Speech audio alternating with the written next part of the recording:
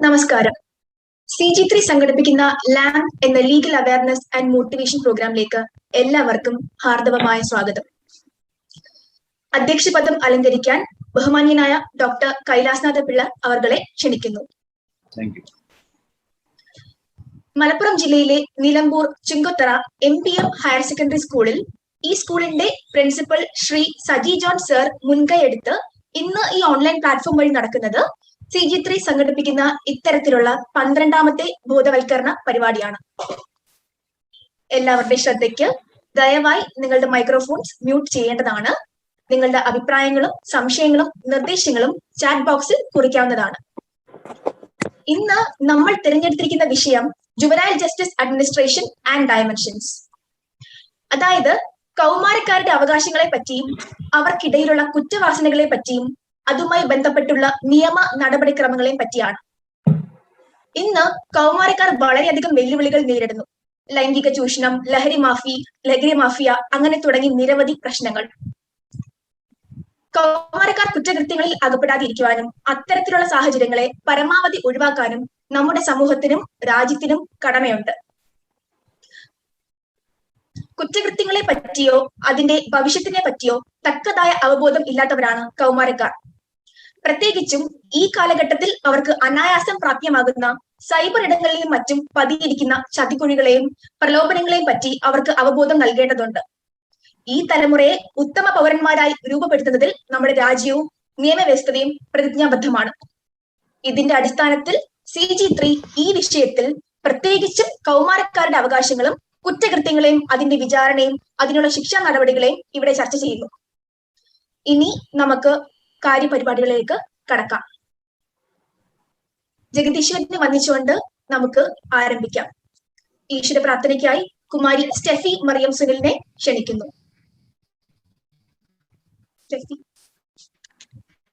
ജഗന്നാഥ ജഗന്നാഥ ജയിപ്പൂ നിന്നാമസിന്ദു ജനകൂടി ജഗദാരിൽ മധുരവിന്ദു.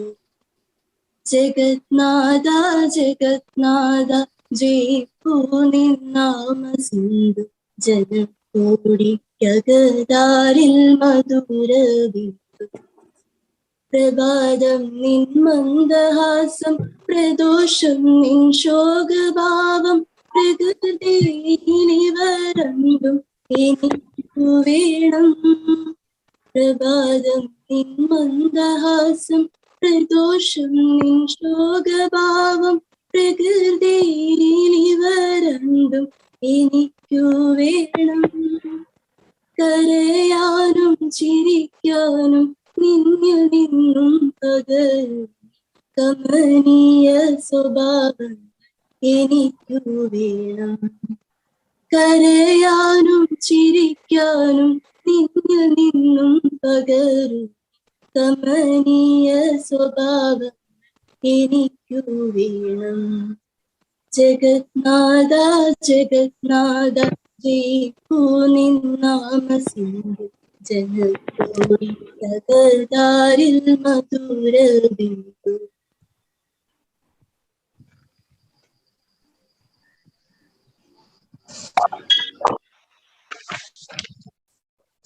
ശ്രുതിമാധുര്യമായ പ്രാർത്ഥനാ ഗീതത്തിന് കുമാരി സ്റ്റെഫിക്ക് നന്ദി. അടുത്തതായി സ്വാഗതം ആശംസിക്കുന്നതിനായി MPM ഹയർ സെക്കൻഡറി സ്കൂളിലെ എക്കണോമിക്സ് അധ്യാപികയായ ശ്രീമതി ബിനു എബ്രഹാം അവർകളെ സാദരം ക്ഷണിച്ചുകൊള്ളുന്നു. Good evening to all. ആദരണീയരായ വിശിഷ്ട വ്യക്തിത്വങ്ങളെ, ബഹുമാനപ്പെട്ട പ്രിൻസിപ്പൽ, പ്രിയ സഹപ്രവർത്തകരെ, രക്ഷിതാക്കളെ, സ്നേഹം നിറഞ്ഞ വിദ്യാർത്ഥിനി സുഹൃത്തുക്കളെ, CG3യുടെ ലീഗൽ അവയർനെസ് ആൻഡ് മോട്ടിവേഷൻ പ്രോഗ്രാമിന്റെ 12th സെഷൻ ഞങ്ങളുടെ MPM കുടുംബത്തോട് ചേർന്ന് നടത്താൻ തീരുമാനിച്ചതിൽ ഞങ്ങൾ അതിയായി സന്തോഷിക്കുന്നു. അവകാശ ലംഘനങ്ങളും നീതി നിഷേധങ്ങളും നടമാടുന്ന ഈ കാലയളവിൽ ഇത്തരത്തിലുള്ള നിയമ ബോധവൽക്കരണ ക്ലാസുകൾ അത്യന്താപേക്ഷിതമാണ്.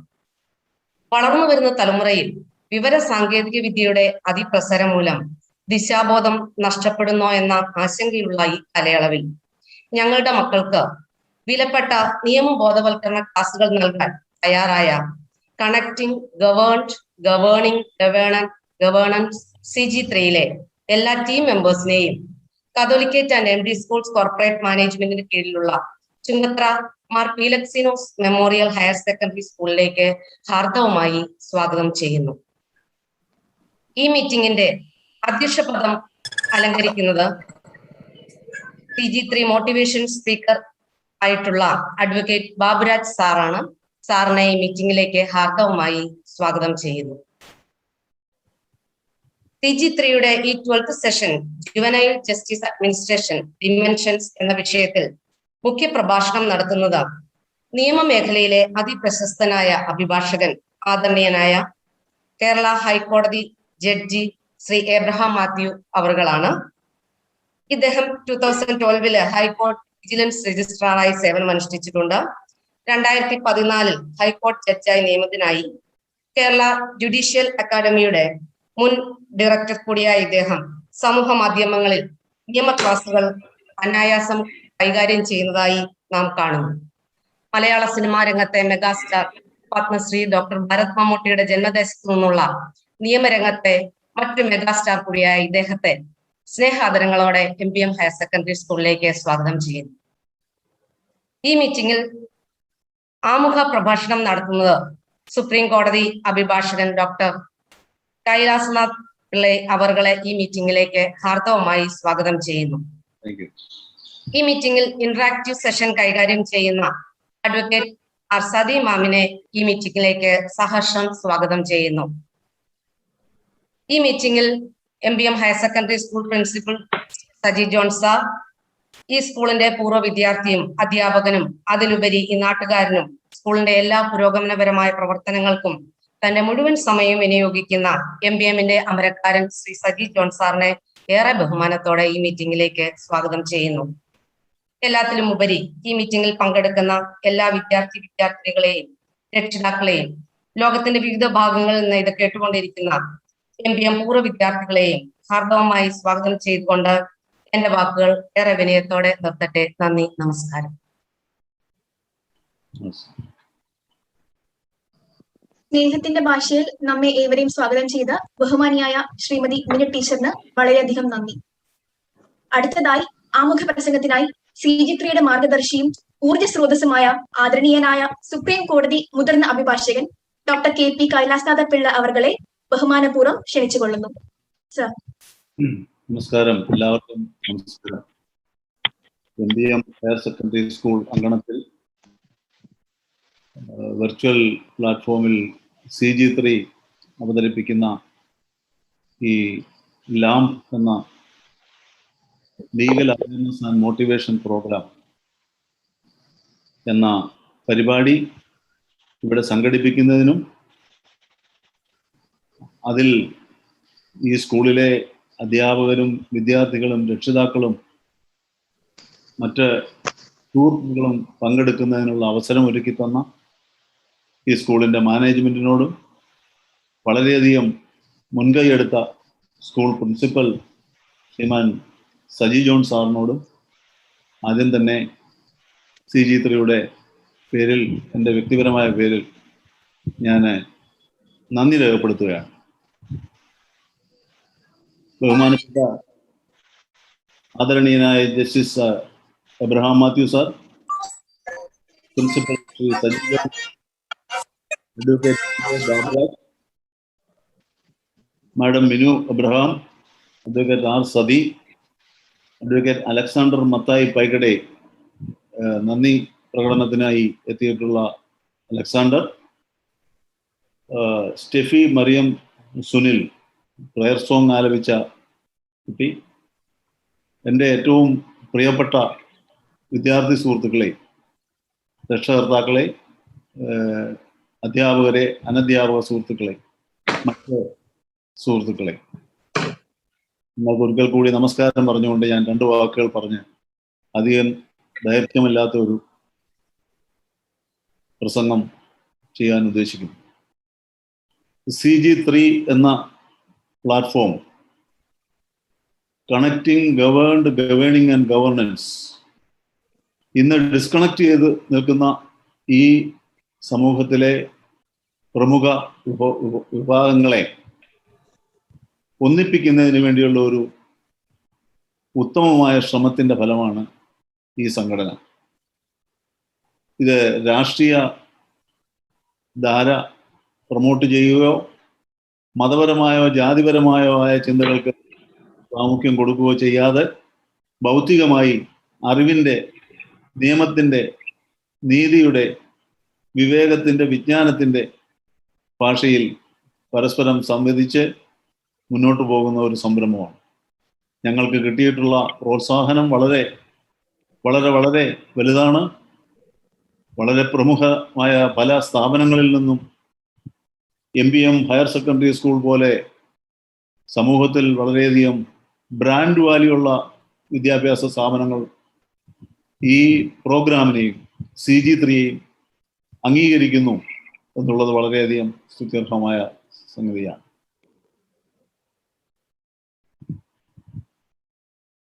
വിദ്യാർത്ഥി സുഹൃത്തുക്കൾ, 8ാം തരം മുതൽ 12ാം തരം വരെ പഠിക്കുന്ന വിദ്യാർത്ഥിനികൾ അവരുടെ നേരിടുന്ന സിറ്റുവേഷൻസ്, വീട്ടിലായാലും സ്കൂളിലായാലും വെളിയിലായാലും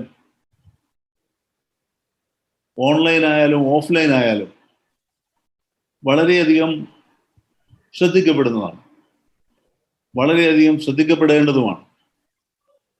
വിദ്യാർത്ഥികൾക്ക് ധാരാളം അവകാശങ്ങളുണ്ട്, അത് സംരക്ഷിക്കുന്നതിനുള്ള സംവിധാനമുണ്ട്.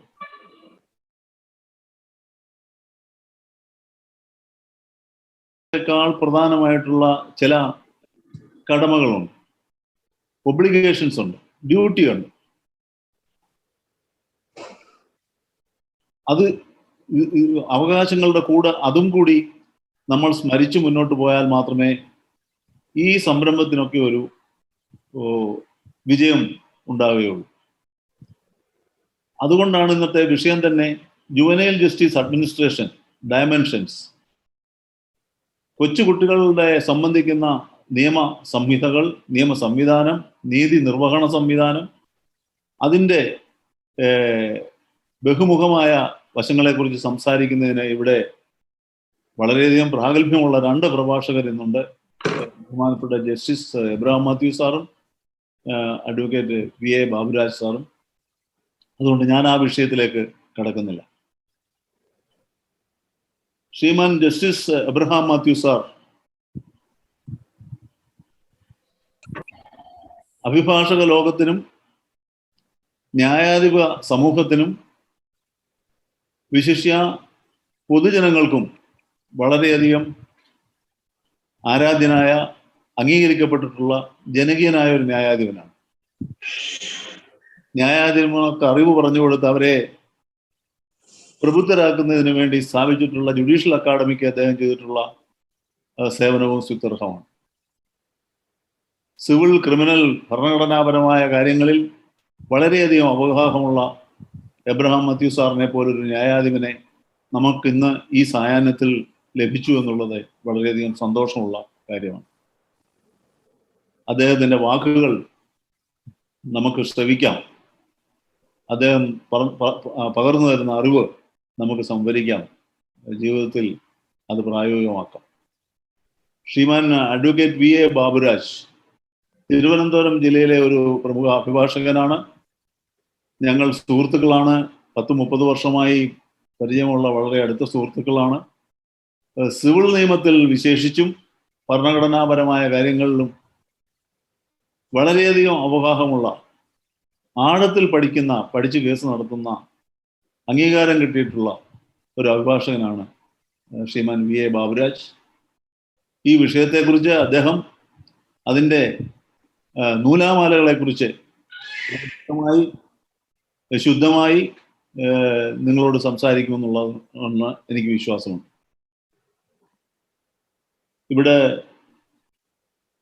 യോഗം തുടങ്ങിയപ്പോൾ വളരെ ഇമ്പമായി പ്രാർത്ഥന ചൊല്ലിയ ഷെഫി മറിയം സുനിൽ പാടിയ പാട്ടിൻ്റെ അർത്ഥം നമുക്ക് ജീവിതത്തിൽ അന്വർത്ഥമായി പ്രവർത്തിക്കാം.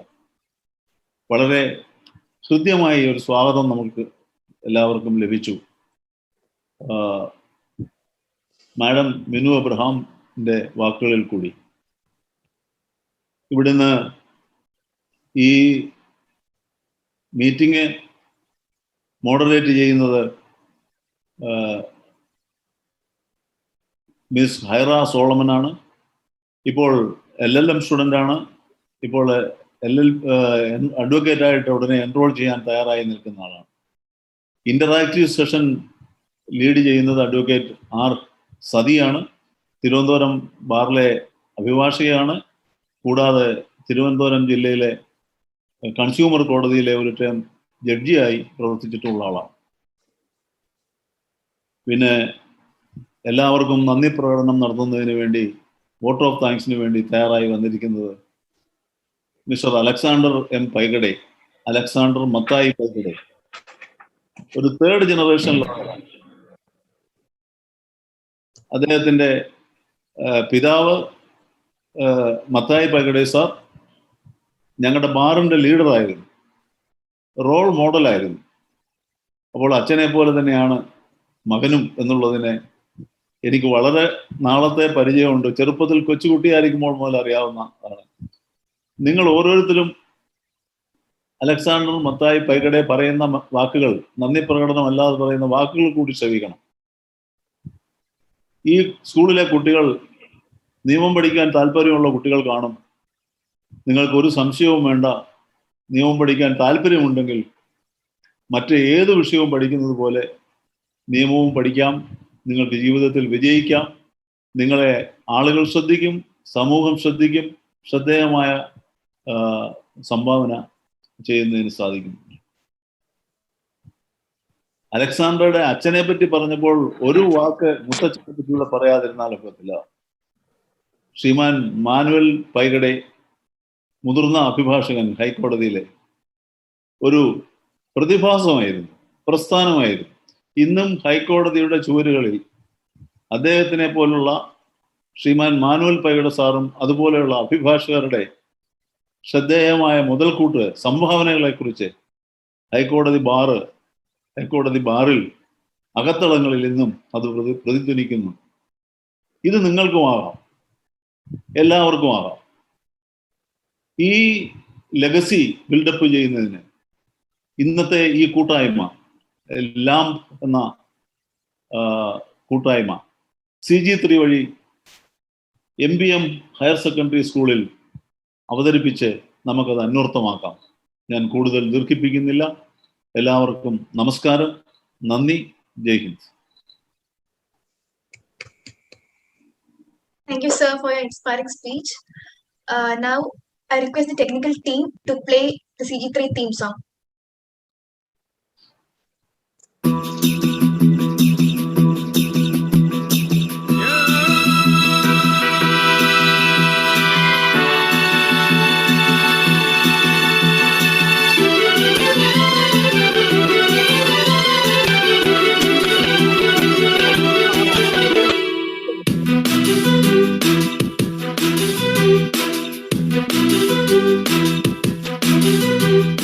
നീതിയും നിയമവും ജനപക്ഷത്തൊരുക്കുവാൻ CG3.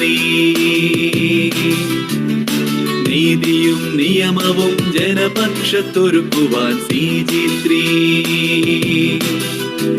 നിശബ്ദ ഖണ്ഡങ്ങളിൽ ശബ്ദമായി നീതി ന്യായത്തിൻ ബോധമുണർത്താൻ CG3.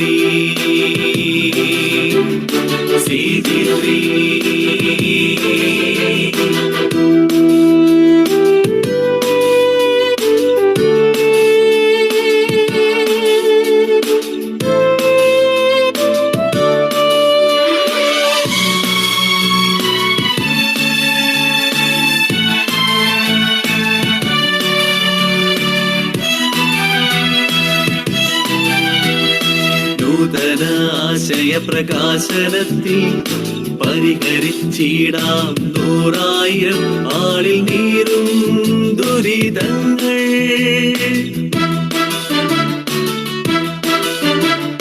നൂതന ആശയപ്രകാശനത്തിൽ പരിഹരിച്ചിടാം 100,000 ആളിൽ നീറും ദുരിതങ്ങൾ. മനുഷ്യത്വ നിറച്ചു നാം മുന്നോട്ടായ നമുക്കീ കൂട്ടായ്മയിൽ ശീലവും ധർമ്മബോധവും കരുത്താകുമീ CG3. നീതിയും നിയമവും ജനപക്ഷത്തൊരുക്കുവാൻ CG3. നിശബ്ദ കണ്ഠങ്ങളിൽ ശബ്ദമായി നീതി ന്യായത്തിൻ ബോധമുണർത്താൻ CG3. CG3.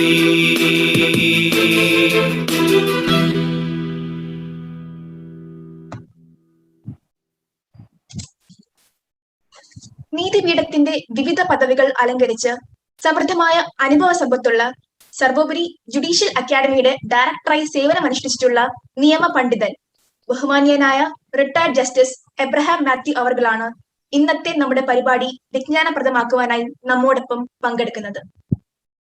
സർ, മുഖ്യ പ്രഭാഷണത്തിനായി അങ്ങയെ ആദരപൂർവ്വം ക്ഷണിച്ചുകൊള്ളുന്നു.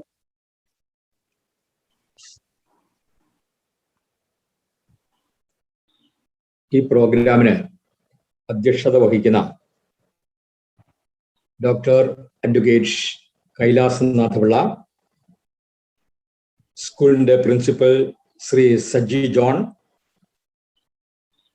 Advocate Baburaj, advocate Achyut, miss Minu Abraham, miss Haira, miss Steffi,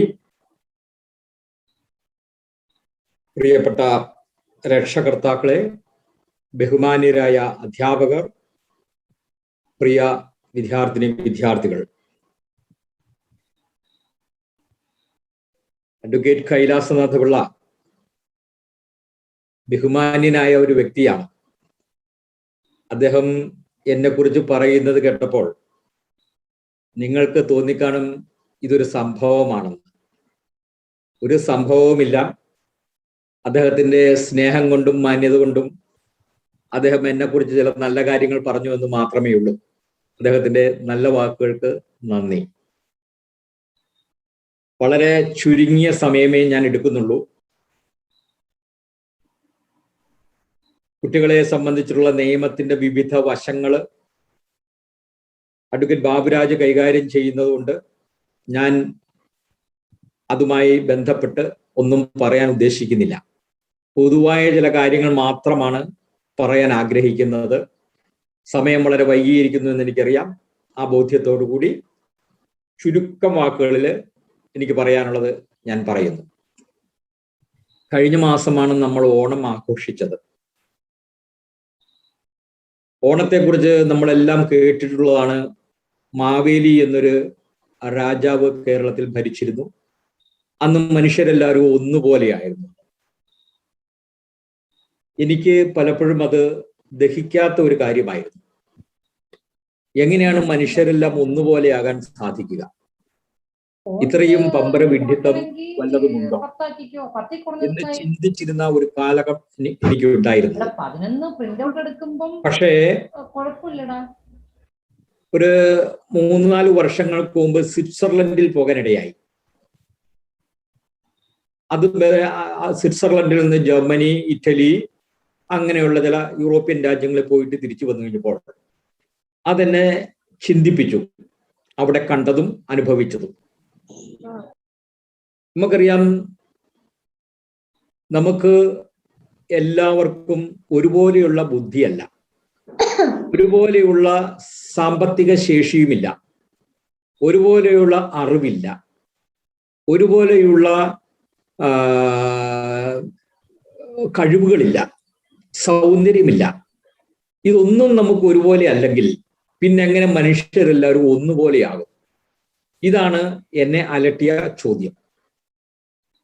അവസാനം യൂറോപ്പിൽ ചെന്നപ്പോൾ ഞാൻ കണ്ടുപിടിച്ച കാര്യം ഇതാണത്. ഇതെല്ലാം ഒരുപോലെ ആർക്കും ഒരിക്കലും കിട്ടുകയില്ലെങ്കിലും എല്ലാവർക്കും ഒരുപോലെ ആയിരിക്കാൻ സാധിക്കും. അത് ഓരോരുത്തർക്കും അപ്ലൈ ചെയ്യുന്ന നിയമം അനുസരിച്ച് അവർ ജീവിക്കുമ്പോഴും പെരുമാറുമ്പോഴുമാണ്. എല്ലാവരും അവരുടേതായിട്ടുള്ള കടമകൾ നിർവഹിക്കുകയും അവർക്ക് ബാധകമായ നിയമങ്ങൾ അനുസരിക്കുകയും ചെയ്യുമ്പോൾ അവര് മറ്റുള്ളവർക്കെല്ലാം ഒരു അനുഗ്രഹമായി മാറും. അങ്ങനെ എല്ലാവരും നിയമം അനുസരിക്കുന്ന ഒരു രാജ്യം എന്ന് പറയുന്നത് എല്ലാവർക്കും സംതൃപ്തി നൽകുന്നതും സമാധാനം നൽകുന്നതും ശാന്തി നൽകുന്നതുമായിട്ടുള്ള ഒരു സമൂഹമാണ്. അപ്പോൾ എല്ലാവരും ഒരുപോലെയായി, എല്ലാവരും സമാധാനം, എല്ലാവർക്കും ശാന്തി, എല്ലാവർക്കും സന്തോഷം. അതാണ് യഥാർത്ഥത്തിൽ നമ്മൾ ഈ ഓണത്തിൽ പറയുന്ന എല്ലാവരും മനുഷ്യരെല്ലാവരും ഒന്നുപോലെ എന്ന് പറയുന്നത്. മറ്റത് സംഭവിക്കാവുന്ന ഒരു കാര്യമല്ലെന്ന് നമുക്കറിയാം. അതാണ് നിയമത്തിന്റെ പ്രത്യേകത. നിയമം അനുസരിക്കാൻ ബാധ്യസ്ഥരായ നമ്മൾ എല്ലാവരും ആ നിയമം അനുസരിച്ച് ജീവിക്കുകയാണെങ്കിൽ സമൂഹത്തിൽ ശാന്തിയും സമാധാനവും ഉണ്ട്. അതാണ് നമ്മൾ ക്രമസമാധാനം നിലനിർത്തണം എന്ന് പറയുന്നതിന്റെ അർത്ഥം. നമ്മൾ ലോ ആൻഡ് ഓർഡർ എന്ന് പറയുമ്പോൾ നിയമം അനുസരിക്കുകയും അതനുസരിച്ചുള്ള ഒരു ഓർഡർ സമൂഹത്തിൽ, ചിട്ട സമൂഹത്തിൽ ഉണ്ടാവുകയും ചെയ്യുമ്പോൾ എല്ലാവർക്കും സന്തോഷമാണത്. എനിക്കുള്ളത് എനിക്ക് കിട്ടി, ഞാൻ കൊടുക്കാനുള്ളത് മറ്റൊരാൾക്ക് കൊടുത്തു. ഇതാണ് നമുക്ക് യഥാർത്ഥത്തിൽ സന്തോഷം എന്ന് പറയുന്നത്. എന്തിനാണ് ഈ നിയമം നമ്മൾ അനുസരിക്കുന്നതെന്നൊരു ചോദ്യം വരാം. അല്ലെങ്കിൽ നമ്മൾ അനുസരിക്കാൻ ഇടയാകുന്നത് എങ്ങനെയാണെന്നൊരു ചോദ്യം വരാം. രണ്ട് കുട്ടികൾ മാങ്ങ പറിക്കുന്നത് സംബന്ധിച്ച് ഉള്ള സംഭാഷണമാണ്. ഒരു കുട്ടി പറയുന്നു, ഞാൻ മാങ്ങ പറിക്കില്ല, കാരണം പറിച്ചാൽ എൻ്റെ അച്ഛൻ എന്നെ അടിക്കും.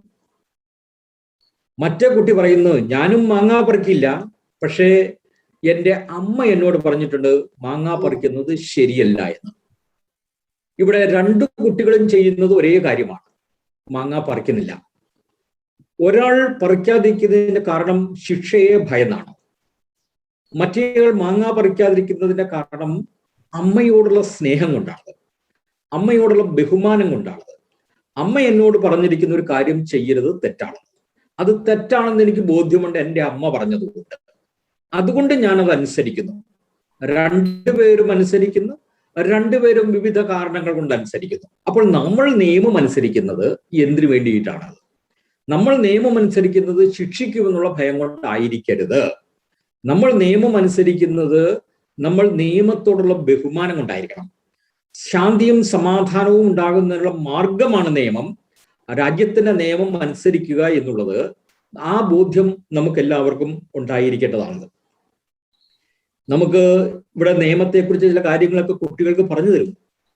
ഈ നിയമം അറിഞ്ഞിട്ട് എന്തിനാണെന്നൊരു ചോദ്യം വരും. നിയമം അറിഞ്ഞിട്ട് എന്തിനാണെന്നൊരു ചോദ്യം വരും.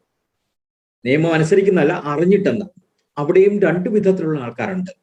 ഒന്ന് നിയമം അറിഞ്ഞിട്ട് അതിനെ എങ്ങനെ ലംഘിക്കാം എന്നുള്ള വഴികൾ അന്വേഷിക്കുന്നവര്.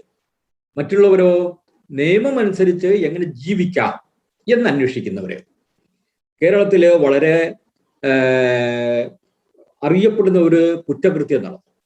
അത് ഒരു ബാങ്കില് കണക്ക് നോക്കിയപ്പോൾ പണത്തിന് വളരെയധികം കുറവ് വന്നു. ATM വഴി പിൻവലിച്ച പണമാണ് മുഴുവനും. കേരളത്തിന്റെ ഒരറ്റം മുതൽ മധ്യഭാഗം വരെയുള്ള ATMകളിൽ നിന്ന് പണം നഷ്ടപ്പെട്ടതായി കണ്ടു. ഇതിനെക്കുറിച്ച് അന്വേഷണം നടത്തിയപ്പോൾ ഒരു കാര്യം വ്യക്തമായി. ഇത് ATMൽ നിന്ന് വളരെ വിദഗ്ധമായി എടുത്തിട്ടുള്ള ഒരേ ആൾക്കാരാണ്.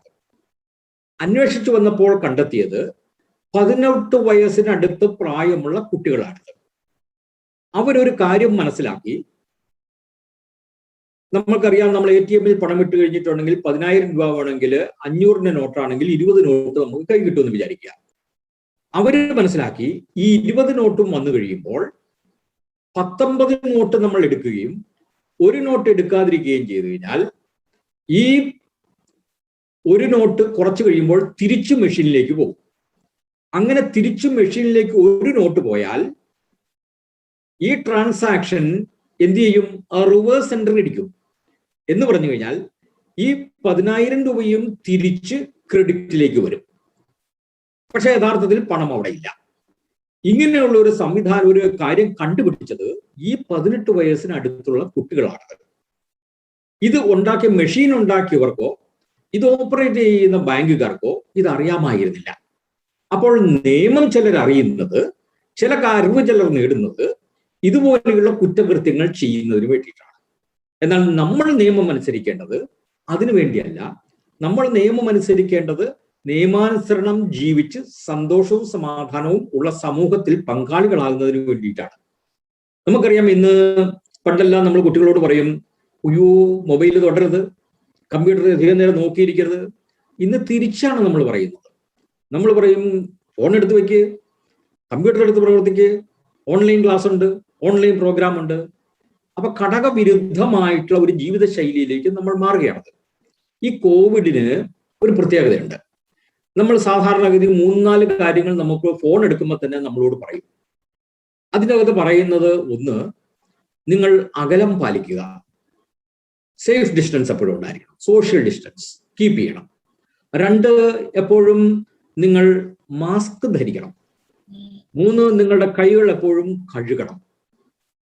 നിങ്ങളുടെ വീടിനുള്ളിൽ നിന്ന് നിങ്ങൾ അനാവശ്യമായി പുറത്തിറങ്ങരുത്. ഇങ്ങനെ 3-4 കാര്യങ്ങളോടും നമ്മൾ പറയും. ഇത് സത്യത്തിൽ ഇന്നത്തെ സമൂഹത്തിൽ ഉണ്ടായിക്കൊണ്ടിരിക്കുന്ന ചില സാഹചര്യങ്ങളുടെ പ്രതിഫലനമാണെന്ന്, പ്രതീകമാണെന്ന് ഞാൻ വിശ്വസിക്കുന്നു. ഒന്ന്, നിങ്ങൾ മാസ്ക് ധരിക്കണമെന്ന് നിങ്ങളോട് പറഞ്ഞിരിക്കുന്നു. എന്താണ് ഈ മാസ്ക് എന്ന് പറഞ്ഞാൽ? മുഖം മൂടി. നിങ്ങളുടെ യഥാർത്ഥ രൂപം നിങ്ങൾ കാണുന്നില്ലെന്ന് എന്ന് പറഞ്ഞു കഴിഞ്ഞാൽ, നിങ്ങൾ യഥാർത്ഥത്തിൽ മനസ്സിൽ വിചാരിക്കുന്നതല്ല നിങ്ങൾ പുറത്തു പറയുന്നത്. സഹോദരനെ സ്നേഹിക്കുന്നു എന്ന് പറയുമ്പോൾ നിങ്ങൾ യഥാർത്ഥത്തിൽ മനസ്സിൽ അങ്ങനെയല്ല. അയൽക്കാരനെ സ്നേഹിക്കുന്നു എന്ന് പറയുമ്പോൾ നിങ്ങളുടെ മനസ്സിൽ യഥാർത്ഥത്തിൽ അങ്ങനെയല്ല. 2, നിങ്ങൾ സോഷ്യൽ ഡിസ്റ്റൻസ് കീപ്പ് ചെയ്യണം. എന്താണ് അതിന്റെ കാരണം? നിങ്ങൾ സഹോദരങ്ങളിൽ നിന്നും നിങ്ങളുടെ അയൽക്കാരിൽ നിന്നും നിങ്ങൾ അകന്നു പോയിരിക്കുന്നു. അത് നമുക്ക് ചൂണ്ടിക്കാണിച്ചു തരികയാണ് പ്രകൃതി. നിങ്ങൾ അകന്നു പോയിരിക്കുന്നു, സോഷ്യൽ ഡിസ്റ്റൻസ് നിങ്ങൾ അതുകൊണ്ട് കീപ്പ് ചെയ്യുക. 3, നമ്മൾ കൈകൾ എപ്പോഴും ശുദ്ധമാക്കിയിരിക്കണം. കൈകൾ കഴുകി ശുദ്ധമാക്കണം എന്ന് പറഞ്ഞു കഴിഞ്ഞാൽ, നമ്മുടെ മനസ്സ് മാലിന്യം നിറഞ്ഞിരിക്കുന്നു. അത് നമ്മൾ കഴുകി ശുദ്ധമാക്കിയിരിക്കണം. തെറ്റുകൾ നമ്മൾ തിരുത്തിയിരിക്കണം. 4, നിങ്ങൾ വീടിനുള്ളിൽ തന്നെ കഴിയണം, അനാവശ്യമായി പുറത്തിറങ്ങരുത്.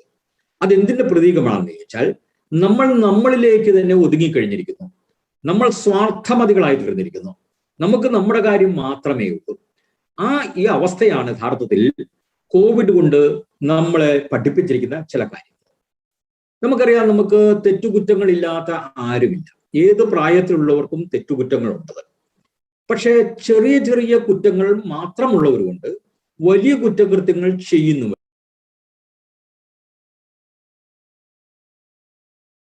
ചെറിയ കുറ്റകൃത്യങ്ങൾ ചെയ്യുന്നവര് പലപ്പോഴും വലിയ കുറ്റകൃത്യങ്ങൾ ചെയ്യുന്നവരെ നോക്കി ആരോപണം പറയും, അവൻ എത്ര മോശമാണ്, അങ്ങനെയാണ് ഇങ്ങനെയാണെന്നില്ല.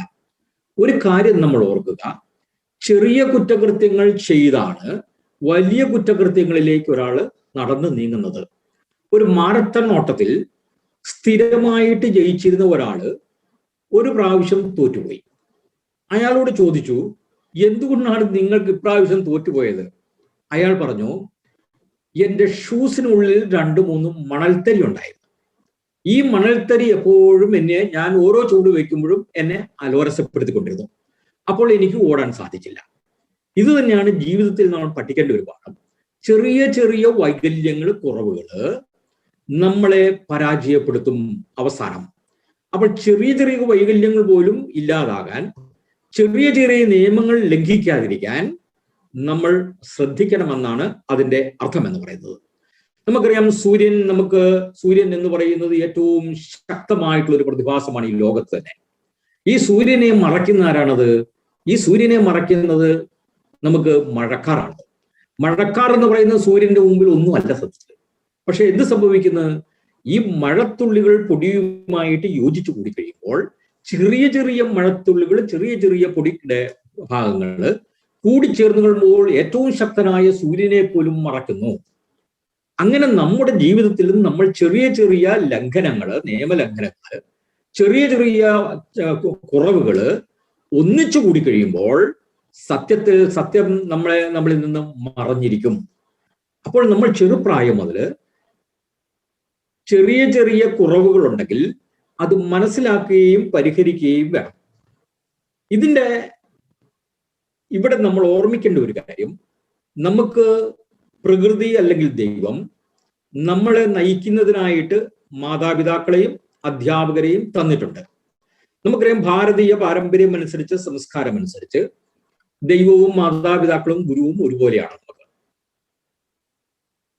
അപ്പോൾ മാതാപിതാക്കളുടെ സ്ഥാനം എന്താണത്? മാതാപിതാക്കൾ പലപ്പോഴും നമുക്ക് ചെറിയ ചെറിയ കാര്യങ്ങൾ നമ്മുടെ വീടുകളിൽ പറഞ്ഞു തരും. ഈ പ്രായത്തിൽ തന്നെ ഞാനൊരു സംഭവം ഓർക്കുന്നുണ്ട്. എറണാകുളം പട്ടണത്തിൽ നടന്ന ഒരു കാര്യമാണ്. ഒരു ചെറുക്കൻ, പ്രായം വളരെ കുറവ്, ആ ചെറുക്കൻ ഹോട്ടൽ ജോലിക്ക് വന്നതാണ്. ഹോട്ടലിൽ പാത്രം കഴുകുന്ന ജോലിയാണ് ആ ചെറുക്കനുള്ളത്. കാരണം ചെറുപ്രായമാണ്. അവൻ അങ്ങനെ വളരെ പട്ടിണിയാണെന്ന് നമുക്കറിയാം. ഇനി അങ്ങനെയുള്ള ഒരു കുടുംബത്തിൽ നിന്നാണ് ഈ ചെറുക്കൻ വരുന്നത്. അവൻ ഒരു ദിവസം പാത്രം കഴുകിക്കൊണ്ടിരിക്കുമ്പോൾ അതിൻ്റെ അകത്ത് എന്തോ തടയുന്നതായിട്ട് അവന് കയ്യിൽപ്പെട്ടു. പെട്ടെന്ന് അവൻ തപ്പി നോക്കിയപ്പോൾ അവൻ കിട്ടിയത് ഒരു സ്വർണ്ണ മോതിരമാണ്. ഉടൻ അവൻ അത് അവന്റെ പോക്കറ്റിലേക്ക് ഇടാനായിട്ട് തോന്നലുണ്ടായപ്പോൾ അവന്റെ അച്ഛന്റെ സ്വരം, മരിച്ചുപോയ അവന്റെ അച്ഛന്റെ സ്വരം അവൻ കേട്ടു. ആ സ്വരം എങ്ങനെയായിരുന്നു? നീ ഒരു കാലത്തും മോഷ്ടിക്കരുത്.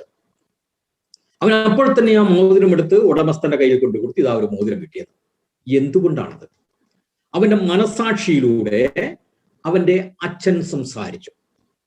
ഇങ്ങനെയാണ് നമ്മുടെ മാതാപിതാക്കൾ ചില കാര്യങ്ങൾ നമ്മളോട് സംസാരിക്കുമ്പോൾ സന്തോഷത്തോടെ നമ്മളത് സ്വീകരിക്കണം.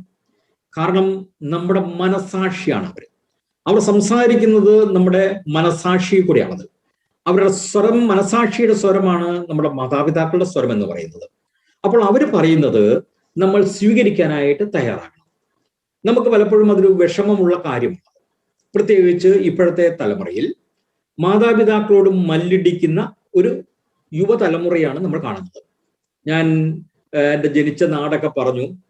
ആ നാടെന്ന് പറയുന്നത് ഞാൻ പ്രൈമറി സ്കൂളിൽ പഠിക്കുന്ന കാലത്ത് വളരെ കുഗ്രാമമായിരുന്നു. എന്ന് പറഞ്ഞു കഴിഞ്ഞാൽ വേമ്പനാട് കായലിന് അടുത്തായിട്ടാണ് എൻ്റെ വീട്. അവിടെ സാധാരണക്കാരാണ് ജീവിച്ചിരുന്നത്. എൻ്റെ ക്ലാസ്സിൽ, അല്ലെങ്കിൽ ഞാൻ പഠിക്കുന്ന ലോവർ പ്രൈമറി സ്കൂളിൽ 4 വരെയുള്ള ക്ലാസ് അവിടെ ഉണ്ടായിരുന്നത്. ആ സ്കൂളിൽ മഴയത്ത് കുട ചൂടി വരുന്ന കുട്ടികൾ 3 or 4 പേർ മാത്രം. ചെരുപ്പുള്ള കുട്ടികൾ അതുപോലെ തന്നെ 3 or 4 പേർ മാത്രം. അങ്ങനെയുള്ള സ്കൂളിൽ പഠിച്ച ഞാൻ 5ാം ക്ലാസ്സിൽ കഴിഞ്ഞ് 6ാം ക്ലാസ്സിലേക്ക് ആകുമ്പോൾ എൻ്റെ മാതാപിതാക്കൾ വളരെ ദൂരെയുള്ള ഒരു സ്കൂളിൽ കൊണ്ടേയാണ്. എനിക്ക് തോന്നി ഇതൊരു കഠിനം തന്നെ. ഇത് എന്നെ വീട്ടിൽ നിന്ന് ഓടിച്ചു വിട്ടു. ഹോം സിക്നസ് വല്ലാതെ അലട്ടിക്കൊണ്ടിരിക്കുന്നു. അങ്ങനെ 10ാം ക്ലാസ് വരെ ഈ ഹോം സിക്നസ് എന്നെ വളരെ അലട്ടിയിരുന്നത്. എല്ലാവരോടും അരിശം തോന്നി. കാരണം വീട്ടിൽ പോകാൻ പറ്റില്ല, ഹോം സിക്നസ് പ്രശ്നം. പക്ഷേ ഇന്ന് ഞാൻ തിരിഞ്ഞു നോക്കുമ്പോൾ ഒരു കാര്യം എനിക്ക് ബോധ്യമുണ്ട്. അങ്ങനെയുള്ള പഠിത്തമാണ് എന്നെ ഇന്ന് ഈ നിലയിൽ എത്തിച്ചത്. അന്ന് മാതാപിതാക്കളോട് എനിക്ക് വിഷമം തോന്നിയിരുന്നെങ്കിലും ഇന്ന് ഏറ്റവും അധികം നന്ദി അവരോട് തന്നെയാണ്. കാരണം എൻ്റെ ആവശ്യങ്ങൾ മനസ്സിലാക്കി, എനിക്ക് മനസ്സിലാകാത്ത എൻ്റെ ആവശ്യങ്ങൾ മനസ്സിലാക്കി എന്നെ നയിക്കുന്നതും എനിക്ക് വേണ്ട കാര്യങ്ങൾ ചെയ്തു തരുന്നതും എൻ്റെ മാതാപിതാക്കളാണത്. അപ്പോൾ നമുക്ക് ചില നിർദ്ദേശങ്ങൾ സ്വീകാര്യമല്ലെങ്കിൽ പോലും, ചില നിർദ്ദേശങ്ങൾ നമുക്ക് വിഷമത ഉണ്ടാക്കുമെങ്കിൽ പോലും നമ്മുടെ നന്മയ്ക്ക് വേണ്ടിയാണ് അവർ ചെയ്തു തരുന്നത്. പിന്നീട് നമ്മളത് മനസ്സിലാക്കും. അപ്പോൾ മാതാപിതാക്കൾ പറയുന്നത് ഈ പ്രായത്തിൽ സ്വീകരിക്കാനുള്ള നല്ല മനസ്സ് നമുക്കുണ്ടായിരിക്കണം. നമുക്കറിയാം, ചില കൂട്ടുകെട്ടുകളിൽ ചെന്ന് ചാടരുതേ എന്ന് മാതാപിതാക്കൾ പറയും. ചില ആൾക്കാരുമായിട്ട് കൂടരുതെന്ന് നമ്മൾ പറയും. ചില വഴികളിൽ കൂടെ പോകരുതെന്ന് പറയും. എന്തുകൊണ്ടാണത്? നമുക്ക് മനസ്സിലാകാത്ത ചില കാര്യങ്ങൾ മാതാപിതാക്കൾക്കറിയാം. അപ്പോൾ അവർ പറയും, നിങ്ങൾ ഇത് ചെയ്യരുത്, നിങ്ങൾ ആ വഴി പോകരുത്, ഇന്ന കൂട്ടുകെട്ട് കൂടരുതെന്ന്. അത് മനസ്സിലാക്കി സന്തോഷത്തോടെ അവരുടെ നിർദ്ദേശങ്ങൾ സ്വീകരിക്കുന്നതിനുള്ള നല്ല മനസ്സ് നമുക്ക് എപ്പോഴും ഉണ്ടായിരിക്കണം. ഇന്ന് നമുക്ക് കേരളത്തിലുള്ള ഏറ്റവും വലിയ വിഷമം എന്ന് പറയുന്നത്, നമുക്കറിയാം കേരളത്തിൽ നിന്ന് ഏറ്റവും കൂടുതൽ 100% ലിറ്ററസിയാണത്, സാക്ഷരത. അതുപോലെ തന്നെ ഇന്ത്യയിൽ ഏറ്റവും മുന്നിൽ നമ്മൾ നിൽക്കുന്ന ഒരു കാര്യം കൂടിയുള്ളത്. അതെന്താണെന്ന് അറിയാമോ? ആത്മഹത്യ. പ്രത്യേകിച്ച് പെൺകുട്ടികളുടെ ആത്മഹത്യ. നമ്മൾ വളരെയധികം മുന്നിലാണ്. 3ാമത്തെയോ 4ാമത്തെയോ സ്ഥാനമാണ് ഈയിടെ കണ്ടു പത്രത്തിൽ. നേരത്തെ 1ആയിരുന്നു എനിക്ക് തോന്നുന്നു. ഏതായാലും അതിന്റെ കാരണം എന്താണ്? അതിന്റെ കാരണം എന്ന് പറയുന്നത് ഒന്ന് തീർച്ചയായിട്ടും ചീത്ത കൂട്ടുകെട്ടാണ്. രണ്ടാമത് എന്ന് പറയുന്നത് നമുക്ക് കാത്തിരിക്കുന്നതിനുള്ള ക്ഷമയില്ല എന്നുള്ളതാണ്. നമുക്കൊരു കാര്യം വേണമെന്ന് നമ്മൾ ആഗ്രഹിച്ചു കഴിഞ്ഞാൽ അതിനുവേണ്ടി അധ്വാനിക്കുന്നതിനും അതിനുവേണ്ടി കാത്തിരിക്കുന്നതിനുള്ള നല്ല മനസ്സ് നമുക്ക് ഇല്ല. നമുക്കറിയാം, വളരെ നല്ല കാര്യങ്ങൾ കിട്ടുന്നതിന് വേണ്ടിയിട്ട് നമ്മൾ വളരെ നാൾ കാത്തിരിക്കേണ്ടി വരും. 10ാം ക്ലാസ് പാസ്സാക്കണമെങ്കിൽ 10 കൊല്ലം പഠിച്ചാൽ മതി. +2 പാസ്സാകണമെങ്കിൽ 12 വർഷം പഠിക്കണം.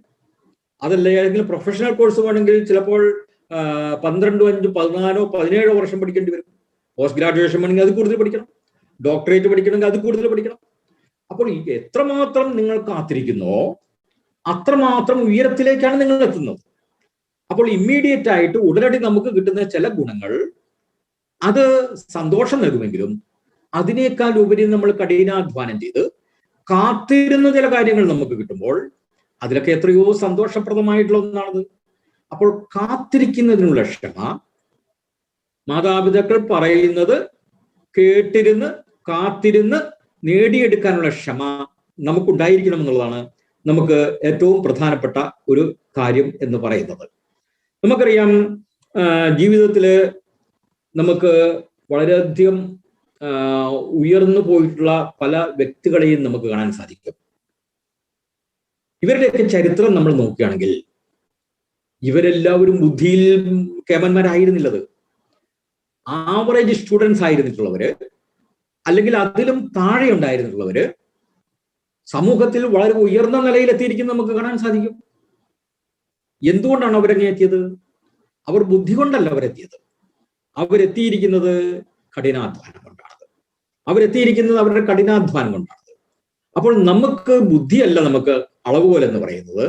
നമുക്കൊരു കാര്യം നേടിയെടുക്കണമെങ്കിൽ, നമ്മളൊരു കാര്യത്തിൽ വിജയിക്കണമെങ്കിൽ ബുദ്ധിയേക്കാൾ ഉപരി നമുക്ക് കഠിനാധ്വാനം ഉണ്ടായിരിക്കണം.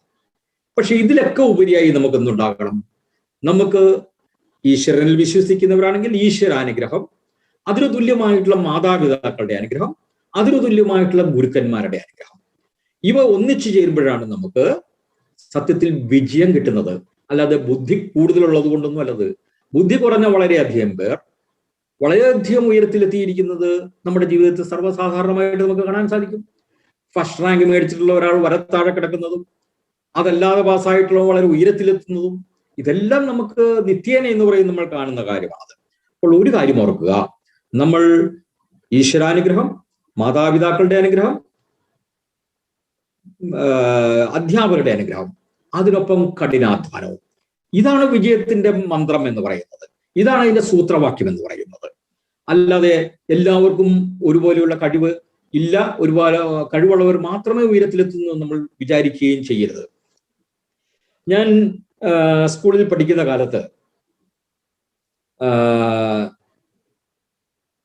എൻ്റെ മാതാപിതാക്കള് എന്നെ പഠിപ്പിച്ചിട്ടുള്ള ഒരു കാര്യം അതിതാണത്: if wealth is lost, nothing is lost. If health is lost, something is lost. If character is lost, everything is lost. എന്ന് പറഞ്ഞാൽ നിങ്ങൾക്ക് മനസ്സിലായിട്ടുണ്ടത്, സമ്പത്ത് നഷ്ടപ്പെട്ടാൽ ഒന്നും നഷ്ടപ്പെട്ടതായി കണക്കാക്കേണ്ട കാര്യമില്ല. ആരോഗ്യം നഷ്ടപ്പെട്ടാൽ കുറച്ച് നഷ്ടം വന്നതായിട്ട് കണക്കാക്കാം. പക്ഷേ സ്വഭാവം നഷ്ടപ്പെട്ടാൽ എല്ലാം നഷ്ടപ്പെട്ടു എന്ന് നിങ്ങൾ കരുതിക്കൊള്ളുക. അപ്പോൾ അതാണ് നമ്മൾ ജീവിതത്തിൽ ഓർമ്മിച്ചിരിക്കേണ്ട ഒരു കാര്യം. ഇതെന്റെ ജീവിതത്തിൽ എപ്പോഴും എനിക്ക് ഓർമ്മയുണ്ട് എൻ്റെ മാതാപിതാക്കൾ.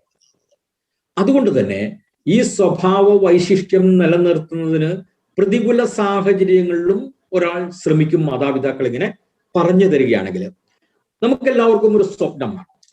ജീവിതത്തിൽ നമുക്ക് ഒരു ലക്ഷ്യമുണ്ടായിരിക്കണം. ഈ ലക്ഷ്യം എന്ന് പറയുന്നതാണ് നമ്മൾ ഈ ഒരു സ്വപ്നം എന്ന് പറയുന്നത്. പക്ഷെ ഈ സ്വപ്നം എന്താണത്? ചിലർക്ക് അതിമോഹമാകാം. ചില സ്വപ്നങ്ങൾ അതിമോഹമാകാതെ നമ്മുടെ കഴിവിനനുസൃതമായിട്ടുള്ള ഒരു സ്വപ്നം നമുക്ക് ജീവിതത്തിൽ എല്ലാവർക്കും ഉണ്ടായിരിക്കേണ്ടത് ആവശ്യമാണ്. നമ്മുടെ ഇന്ത്യൻ പ്രസിഡന്റായിരുന്ന ഡോക്ടർ കലാം, അദ്ദേഹം സ്വപ്നത്തെക്കുറിച്ച് പറയുന്നുണ്ട്. നിങ്ങൾക്കൊരു സ്വപ്നമില്ലെങ്കിൽ എങ്ങനെയാ സാക്ഷാത്കരിക്കാൻ സാധിക്കുക? നിങ്ങൾക്കൊരു സ്വപ്നം ഉണ്ടായിരിക്കണം. ആ സ്വപ്നം ഉണ്ടെങ്കിൽ മാത്രമേ സ്വപ്നം നിങ്ങൾക്ക് സാക്ഷാത്കരിക്കാൻ സാധിക്കുള്ളൂ. പക്ഷേ ഈ സ്വപ്നം എന്ന് പറയുന്നത് എന്തായിരിക്കണം? ഈ സ്വപ്നം എന്ന് പറയുന്നത് സാമ്പത്തികമായിട്ടുള്ള ഉയർച്ചയായിരിക്കരുത്, പണം ഉണ്ടാക്കണമെന്നുള്ള ഒരു സ്വപ്നമായിരിക്കരുത്. നമ്മൾ സ്വപ്നം എന്ന് പറയുന്നത് നമ്മൾ അർത്ഥപൂർണമായ ഒരു ജീവിതം നയിക്കുന്നതിന് വേണ്ടി ഈ ലോകത്തിന് മുഴുവൻ നമ്മൾ അനുഗ്രഹമായി മാറുന്നതിനുള്ള ഒരു സ്വപ്നമായിരിക്കണം നമ്മുടേത്. അല്ലാതെ സാമ്പത്തികമായ ഉയർച്ചയ്ക്ക് വേണ്ടി, വലിയ വലിയ ജോലി ഉണ്ടാകുന്നതിന് വേണ്ടി, സമ്പത്തുണ്ടാക്കുന്നതിന് വേണ്ടി അതായിരിക്കാതെ സ്വപ്നം എന്ന് പറയുന്നത് അർത്ഥപൂർണമായ ജീവിതം നയിക്കുന്നതിന്, സംതൃപ്തമായ ജീവിതം നയിക്കുന്നതിന്, നമ്മൾ മറ്റുള്ളവർക്ക് അനുഗ്രഹമായി മാറുന്നതിന് ഉള്ള ഒരു മാർഗമായി, അല്ലെങ്കിൽ ആ ഒരു ലക്ഷ്യമായിരിക്കണം നമ്മുടെ സ്വപ്നം എന്ന് പറയുന്നത്. ഇന്ന് നമുക്കറിയാം കുട്ടികൾ വളരെയധികം ചതിക്കുഴികളിൽ ചെന്ന് പെടുന്നുണ്ട്. പ്രത്യേകിച്ച് ഒരു പ്രായമൊന്നും പ്രശ്നമല്ല. ഇപ്പോൾ കൊച്ചു കുട്ടികൾ മുതൽ, ബേബീസ് മുതൽ യൗവനയുക്തങ്ങളായിട്ടുള്ള കുട്ടികൾ വരെ കെണിയിൽ പെട്ടു പോകുന്നുണ്ട്. ഇത് പലപ്പോഴും അതിന്റെ കാരണം എന്ന് പറയുന്നത് ചില സാഹചര്യങ്ങളിൽ നമ്മൾ എതിർക്കേണ്ടടുത്ത് എതിർക്കാത്തതാണ്. നമ്മുടെ മാതാപിതാക്കൾ പറഞ്ഞു തരുന്ന ചില കാര്യങ്ങൾ നമ്മൾ സ്വീകരിക്കാത്തത് കൊണ്ടാണ്. ഉദാഹരണത്തിന് ഇപ്പൊ കുട്ടികളെയൊക്കെ പറഞ്ഞു പഠിപ്പിക്കുന്ന ബാഡ് ടച്ച്, ഗുഡ് ടച്ച്, അല്ലെ? ഒരേ പ്രവൃത്തി തന്നെ ഒരാൾ ചെയ്യുമ്പോൾ തന്നെ എന്ത് സംഭവിക്കുന്നു? വ്യത്യസ്തമായ ലക്ഷ്യങ്ങളോടുകൂടി ചെയ്യുന്നു. വ്യത്യസ്തമായ ലക്ഷ്യങ്ങളോടുകൂടി ഒരേ കാര്യം ചെയ്യുമ്പോൾ നമ്മൾ ഒരു കാര്യം ഓർക്കുക, അത് നമ്മളെ വ്യത്യസ്തങ്ങളായ തലങ്ങളിൽ എത്തിക്കുന്നു. നമ്മുടെ മാതാപിതാക്കൾ നമ്മളെ തലോടുമ്പോൾ അത് നമ്മളെ സ്നേഹത്തിന്റെ പൂർണ്ണത നമ്മൾ അനുഭവിക്കുന്ന, സന്തോഷം നമ്മൾ അനുഭവിക്കുന്നു. അത് തന്നെ തെറ്റായ ലക്ഷ്യത്തോടുകൂടി നമുക്ക് പരിചയമില്ലാത്തതോ പരിചയമുള്ളതോ ഒരാൾ നമ്മളെ തലോടുമ്പോൾ അത് നമ്മളെ നാശത്തിലേക്ക് നയിക്കുന്നു. ഈ തിരിച്ചറിവ് നമുക്കുണ്ടായിരിക്കണം. നമ്മളിൽ നിന്ന് അകറ്റി നിർത്തേണ്ടവനെ നമ്മൾ അകറ്റി നിർത്തണം. അപ്പോൾ നമ്മുടെ ശരീരത്ത് തൊടുന്നതിന് പോലും നമ്മൾ അനുവദിക്കണമെങ്കിൽ നമ്മൾ ദുരുദ്ദേശത്തോടു കൂടി അല്ല അയാളത് ചെയ്യുന്നെന്നുള്ള പൂർണ്ണ ബോധ്യമുണ്ടെങ്കിൽ മാത്രമേ ഉള്ളൂ.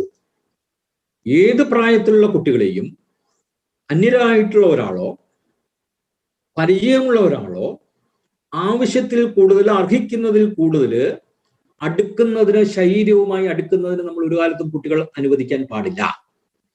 കാരണം ഒന്ന് തുടങ്ങി വെച്ചു കഴിഞ്ഞാൽ അത് പലപ്പോഴും തെറ്റായ രീതിയിലേക്ക് ചെന്ന് അവസാനിക്കുന്നു. അതുകൊണ്ട് നമ്മൾ ഓർക്കുക, നമുക്ക് ജുവനൈൽ ജസ്റ്റിസ് ആക്ട് എന്നെല്ലാം ഉണ്ട്, നിയമം നമ്മളെ സംരക്ഷിക്കുന്നതിനായിട്ടുണ്ട്.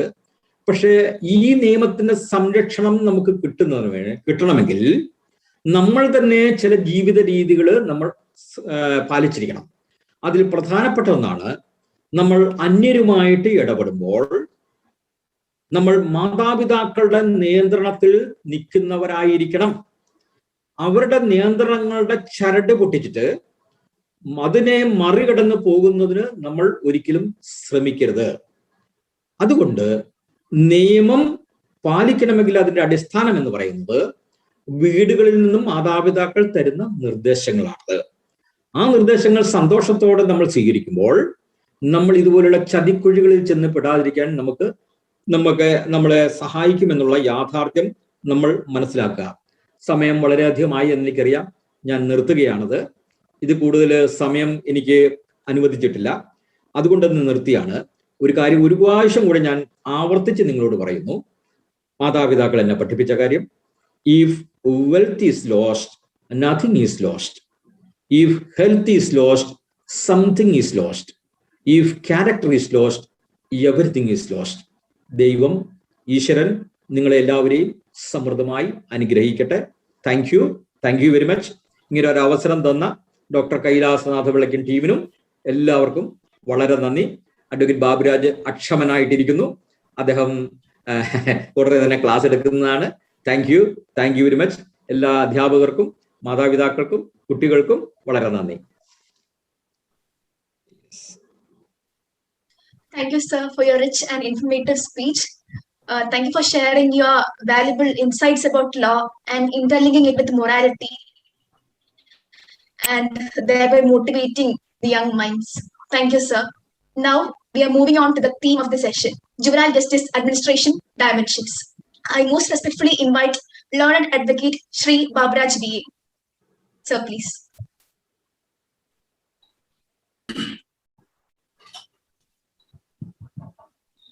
ഇന്നത്തെ യോഗത്തിന്റെ അധ്യക്ഷൻ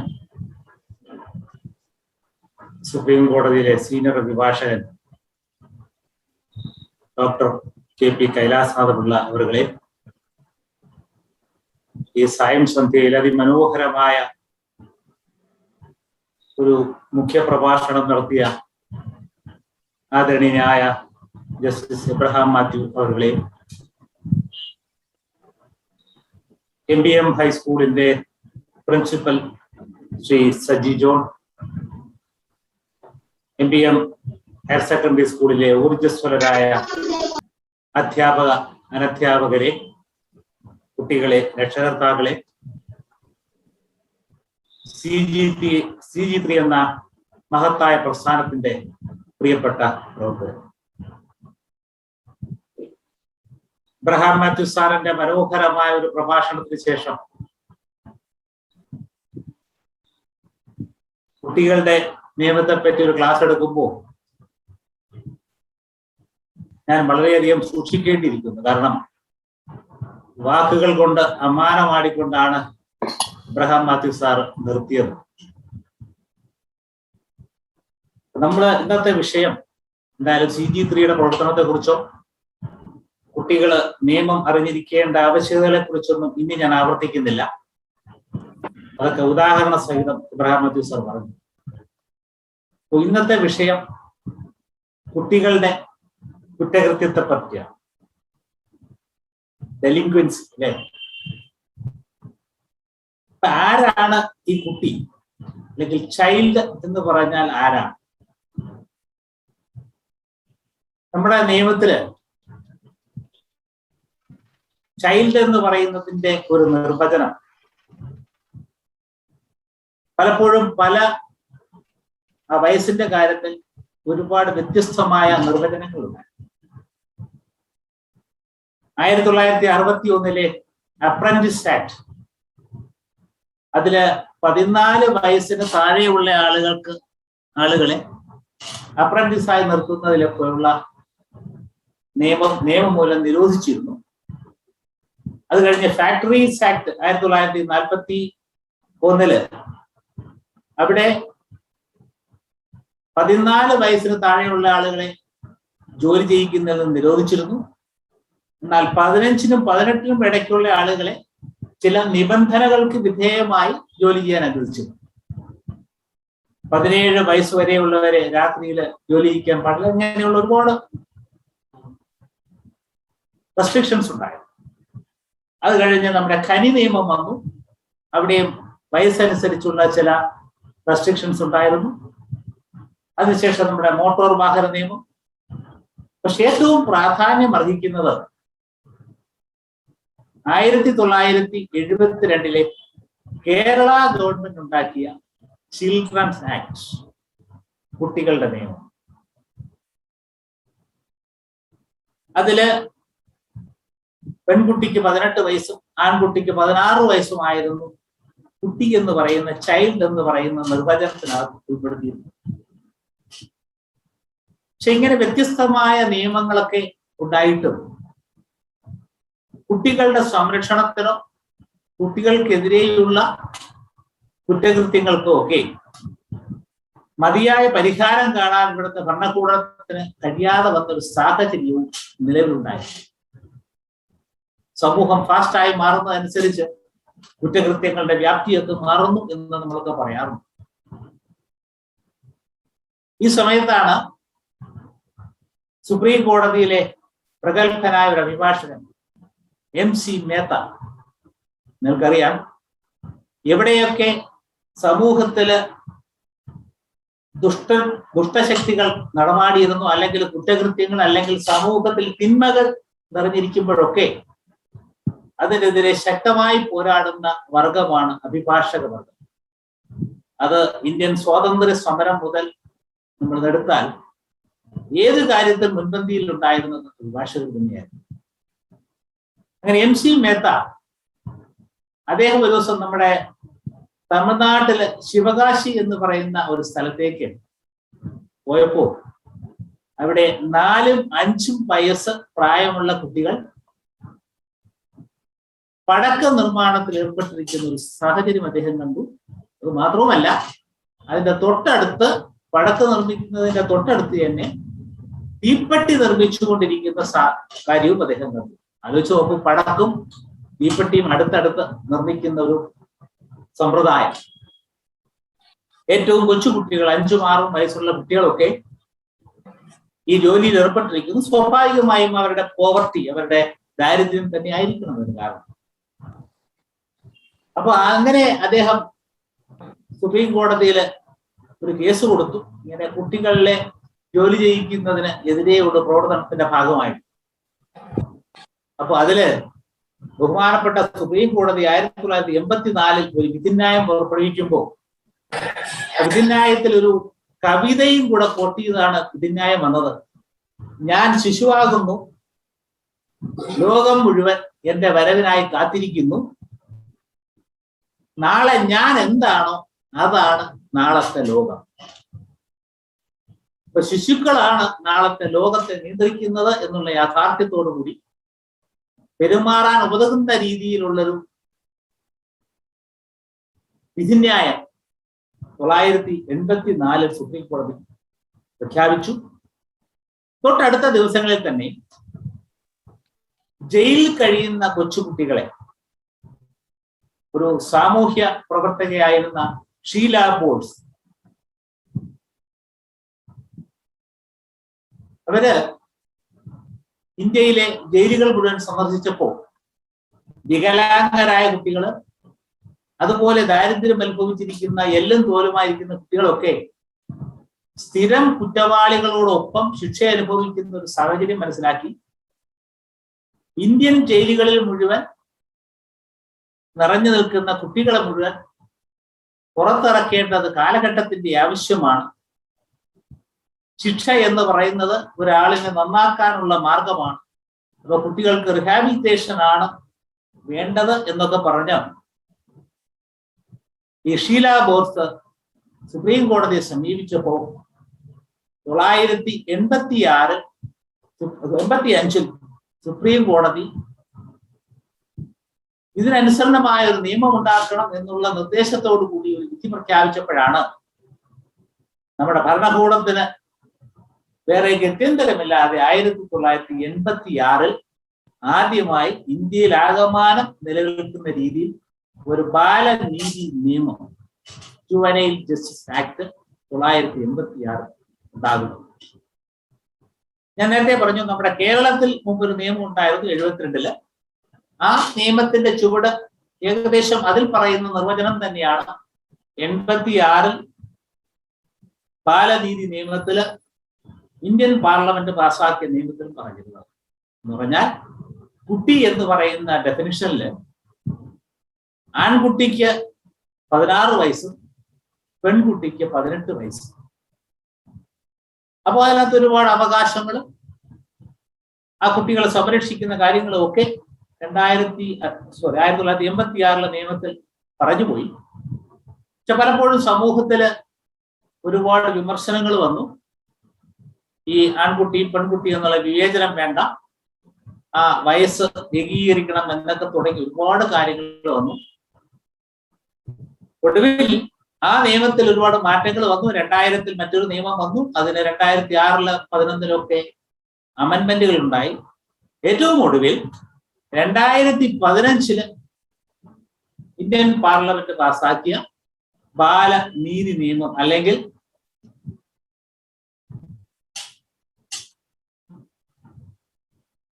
the juvenile justice care and protection of children act 2015. അതാണ് ഇന്ന് ഇന്ത്യയിൽ നിലവിലുള്ള ബാലനീതി നിയമം. അപ്പൊ അതിനകത്ത് ആൺകുട്ടിക്കും പെൺകുട്ടിക്കും 18 വയസ്സായി തന്നെ കുട്ടിയുടെ നിർവചനത്തിൽ വരുത്തി. അതിനകത്ത് കുട്ടികളെ ആ നിയമത്തിൽ പറയുമ്പോൾ care and protection of children. അപ്പൊ കുട്ടികളുടെ കെയർ എങ്ങനെ വേണം, പ്രൊട്ടക്ഷൻ എങ്ങനെ വേണം, കുട്ടികൾ ചെയ്യുന്ന കുറ്റം എങ്ങനെയൊക്കെ വേണം. അതാണ് ഇന്ത്യയിൽ ഏറ്റവും മേജർ ആയിട്ടുള്ള കുട്ടികളെ സംബന്ധിക്കുന്ന നിയമം. അതിനോടനുബന്ധിച്ച് തന്നെ നമ്മളെ നിർഭയ കേസ്, ഒരുപക്ഷെ എന്നെ കേട്ടുകൊണ്ടിരിക്കുന്ന കുട്ടികൾക്ക് രക്ഷകർത്താക്കൾക്കും ഒക്കെ അറിയാവുന്ന ഡൽഹിയിൽ നടന്ന ഒരു ബസ്സിൽ വെച്ച് നടന്ന സംഭവം നിർഭയ കേസിന്റെയൊക്കെ അടിസ്ഥാനത്തിൽ ഇപ്പോ ഉണ്ടായിരിക്കുന്ന 2012 ഉണ്ടായിരിക്കുന്ന protection of children from sexual offences act തുടങ്ങി child marriage, prohibition of child marriage act തുടങ്ങി ഒരു ധാരാളം നിയമങ്ങൾ ഈ കുട്ടികളെ സംബന്ധിച്ച് ഉണ്ട്. അപ്പൊ ഞാൻ നേരത്തെ പറഞ്ഞ 2015 ബാലനീതി നിയമം JJ ആക്ട്, പക്ഷേ കുട്ടി എന്ന് പറഞ്ഞാൽ നേരത്തെ ഇബ്രാഹിം മാത്യു സാർ ഒരുപാട് ഉദാഹരണങ്ങളൊക്കെ പറഞ്ഞു. അപ്പൊ ഈ കുട്ടിക്കുണ്ടാകുന്ന മാനസികമായ ഒരു അവസ്ഥ അത് എവിടുന്ന് ഉണ്ടാകുന്നു? 4 തരത്തിൽ നമുക്ക് കുട്ടികളുടെ ഈ വാസനകളെ നമുക്ക് സമീപിക്കാം. ഒന്ന്, അവന് സ്വയം ഉണ്ടാകുന്ന ഒരു മാനസികാവസ്ഥ. സാറ് പറഞ്ഞതുപോലെ മാങ്ങ എറിയാനുള്ള തോന്നൽ. പണ്ട് നമ്മളെ പഴമക്കാരൊക്കെ പറയാറുണ്ട്, ഈ കാഫലമുള്ള വൃക്ഷത്തിനെ കല്ലെറിയാൻ തോന്നുന്നു.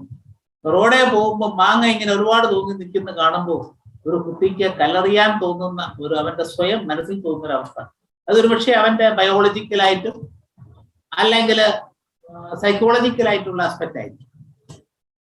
2, അവന്റെ വീട്ടിൽ നിന്നും അവന് കിട്ടുന്ന ചില അനുഭവങ്ങൾ. രക്ഷകർത്താക്കൾ ഉൾപ്പെടെ എന്നെ കേട്ടുകൊണ്ടിരിക്കുകയാണ്. അപ്പൊ അത് നേരത്തെ ഇബ്രാഹിം മാത്യു സാർ പറഞ്ഞതുപോലെ അമ്മ കൊടുത്ത ഉപദേശം മാങ്ങ എറിയരുതെന്ന് പറഞ്ഞാൽ ആ കുട്ടി എറിയാതെ പോകുന്നു. വീട്ടില് അച്ഛനും അമ്മയുമായിട്ട് വഴക്കാണ്, അങ്ങനെയുള്ളൊരു സാഹചര്യം. അതിൽ നിന്നുണ്ടാകുന്ന ഉരുത്തിരിയുന്ന ആ കുട്ടിയുടെ മാനസികാവസ്ഥ.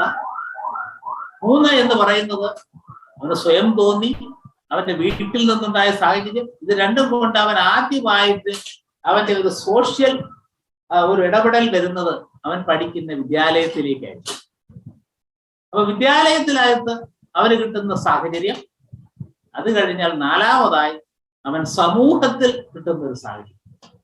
അപ്പൊ ഇതൊക്കെ വിശദീകരിച്ചുകൊണ്ടാണ് 2015 നിയമം കുട്ടികളുടെ കാര്യത്തിൽ എന്തൊക്കെ കരുതലുകൾ വേണം, ഏതൊക്കെ രീതിയിൽ നീങ്ങണം എന്ന് പ്രതിപാദിക്കുന്നത്.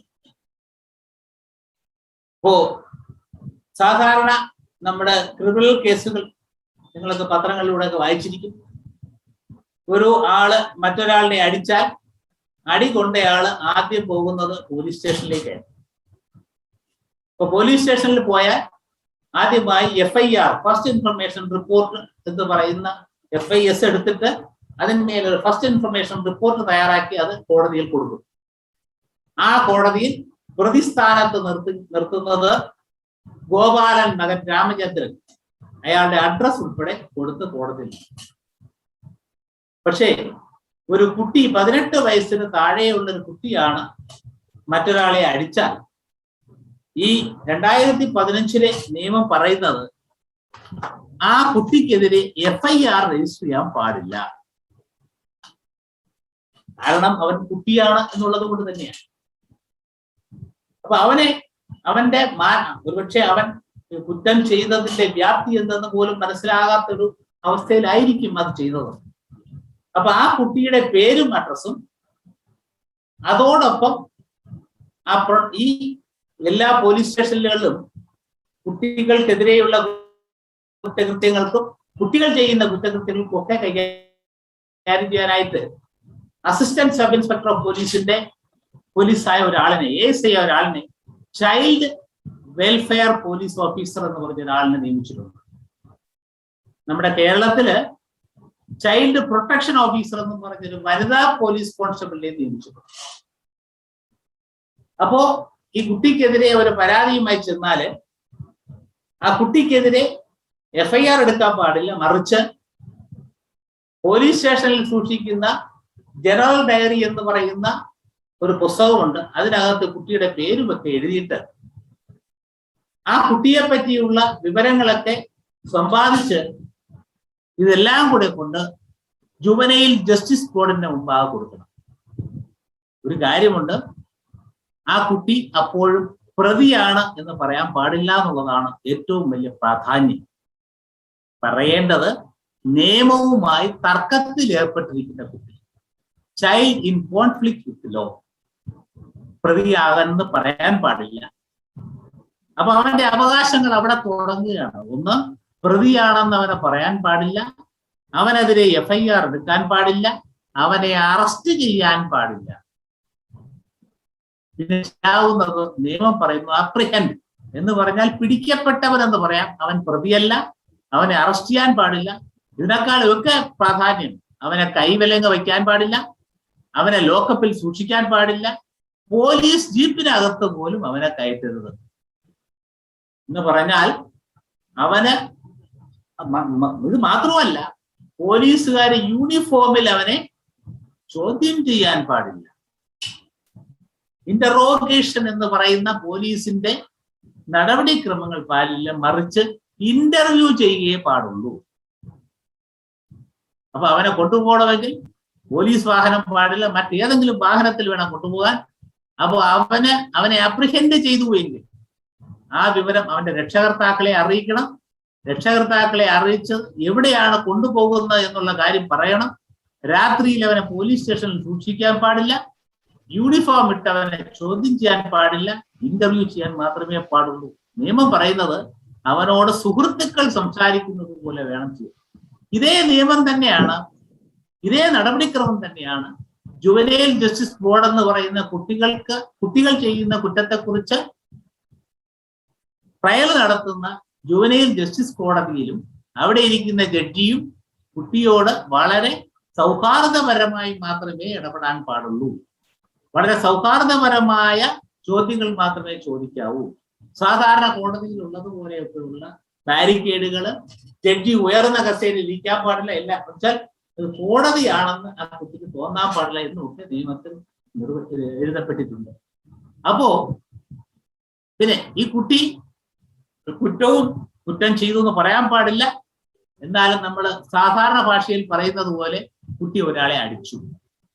അപ്പൊ ആ കാര്യത്തിന് പോലീസ് ഇത്രയും നിയന്ത്രണങ്ങളുമായി ജുവനൈൽ ജസ്റ്റിസ് ബോർഡ് എന്ന് പറയുന്ന ആ നിയമത്തിന്റെ അടിസ്ഥാനത്തിൽ നിർമ്മിക്കപ്പെട്ടിട്ടുള്ള ആ ഒരു സ്ഥാപനത്തിലേക്ക് ഈ റെക്കോർഡുകളൊക്കെ സബ്മിറ്റ് ചെയ്താൽ സാധാരണഗതിയിൽ ജാമ്യം അവന്റെ അവകാശമാണ്. അപ്പൊ അവന് ആ ജാമ്യം കൊടുക്കാതിരിക്കുന്നതിന് ചില കാരണങ്ങളൊക്കെ വേണമെങ്കിൽ പറയാം. എന്ന് വെച്ചാൽ അവന് ഭീഷണി ഉണ്ടെങ്കിൽ, അവന്റെ ജീവന് ഭീഷണി ഉണ്ടെങ്കിൽ വേണമെങ്കിൽ ജാമ്യം കൊടുക്കാതിരിക്കും. അല്ലാത്തടത്തോളം കാലം അവന് ജാമ്യം കൊടുക്കണം. അവനെ ജയിലിൽ സൂക്ഷിക്കാനൊന്നും നിയമമില്ല. അഥവാ അവന്റെ ജീവന് എന്തെങ്കിലും ഭീഷണി ഉണ്ടെങ്കിൽ അവനെ ഒബ്സർവേഷൻ ഹോമിൽ താമസിപ്പിക്കാനാണ് നിയമത്തിൽ പറഞ്ഞിരിക്കുന്നത്. ജയിലിൽ അയക്കാൻ ഒക്കില്ല. കേരളത്തില് എല്ലാ ജില്ലകളിലും ഒബ്സർവേഷൻ ഹോമുകൾ ഉണ്ട്. അപ്പൊ അവനെ ഒബ്സർവേഷൻ ഹോമിൽ അയക്കാം. ഇനി ഈ കുട്ടി ചെയ്തിട്ടുള്ള ഈ കുറ്റകൃത്യത്തെ 3 വേർതിരിച്ചിട്ടുണ്ട്. ഒന്ന്, പെറ്റി ഒഫൻസ്, ഏറ്റവും ചെറിയ തോതിലുള്ള കുറ്റങ്ങൾ. 2, സീരിയസ് ഒഫൻസ്, കുറച്ചുകൂടെ കൂടിയത്. 3, ഹീനിയസ് ആയിട്ടുള്ള കുറ്റകൃത്യം എന്ന് പറഞ്ഞാൽ ഏറ്റവും ക്രൂരമായിട്ടുള്ള കുറ്റങ്ങൾ. ഇപ്പൊ പെറ്റി ഒഫൻസ് എന്ന് പറഞ്ഞാൽ 3 കൊല്ലത്തിൽ താഴെ, അത് മേജറായിട്ടുള്ള ഒരാൾ ചെയ്താൽ 3 കൊല്ലത്തിൽ താഴെ മാത്രം ശിക്ഷ വിധിക്കുന്ന കുറ്റകൃത്യമാണെങ്കിൽ അതിനെ പെറ്റി ഒഫൻസ് എന്ന്. 3 കൊല്ലത്തിനും 7 കൊല്ലത്തിനും ഇടയ്ക്ക് ശിക്ഷിക്കാവുന്ന കുറ്റകൃത്യമാണ് ഈ കുട്ടി ചെയ്തിട്ടുണ്ടെങ്കിൽ അതിനെ സീരിയസ് ഒഫൻസ് എന്നും, 7 കൊല്ലത്തിന് മുകളിൽ കുറ്റം ചെയ്തിട്ടുണ്ട് എങ്കിൽ അതിനെ ഹീനിയസ് ഒഫൻസ് എന്നും ആണ് നിർവചിച്ചിരിക്കുന്നത്. അപ്പോ ഈ ഏത് ഒഫൻസ് നടന്നാലും ആ കുട്ടിയെ പറ്റിയുള്ള ഞാൻ നേരത്തെ പറഞ്ഞ റിപ്പോർട്ടും ആ പോലീസ് ഓഫീസർ കൃത്യമായിട്ടും അതിന്റെ റിപ്പോർട്ട് ഉൾപ്പെടെ ഇവനെ ജുവനൈൽ ജസ്റ്റിസ് ബോർഡ് മുമ്പായി ഹാജരാക്കണം. ആ juvenile justice social background report എന്നാ പറയുന്നത്.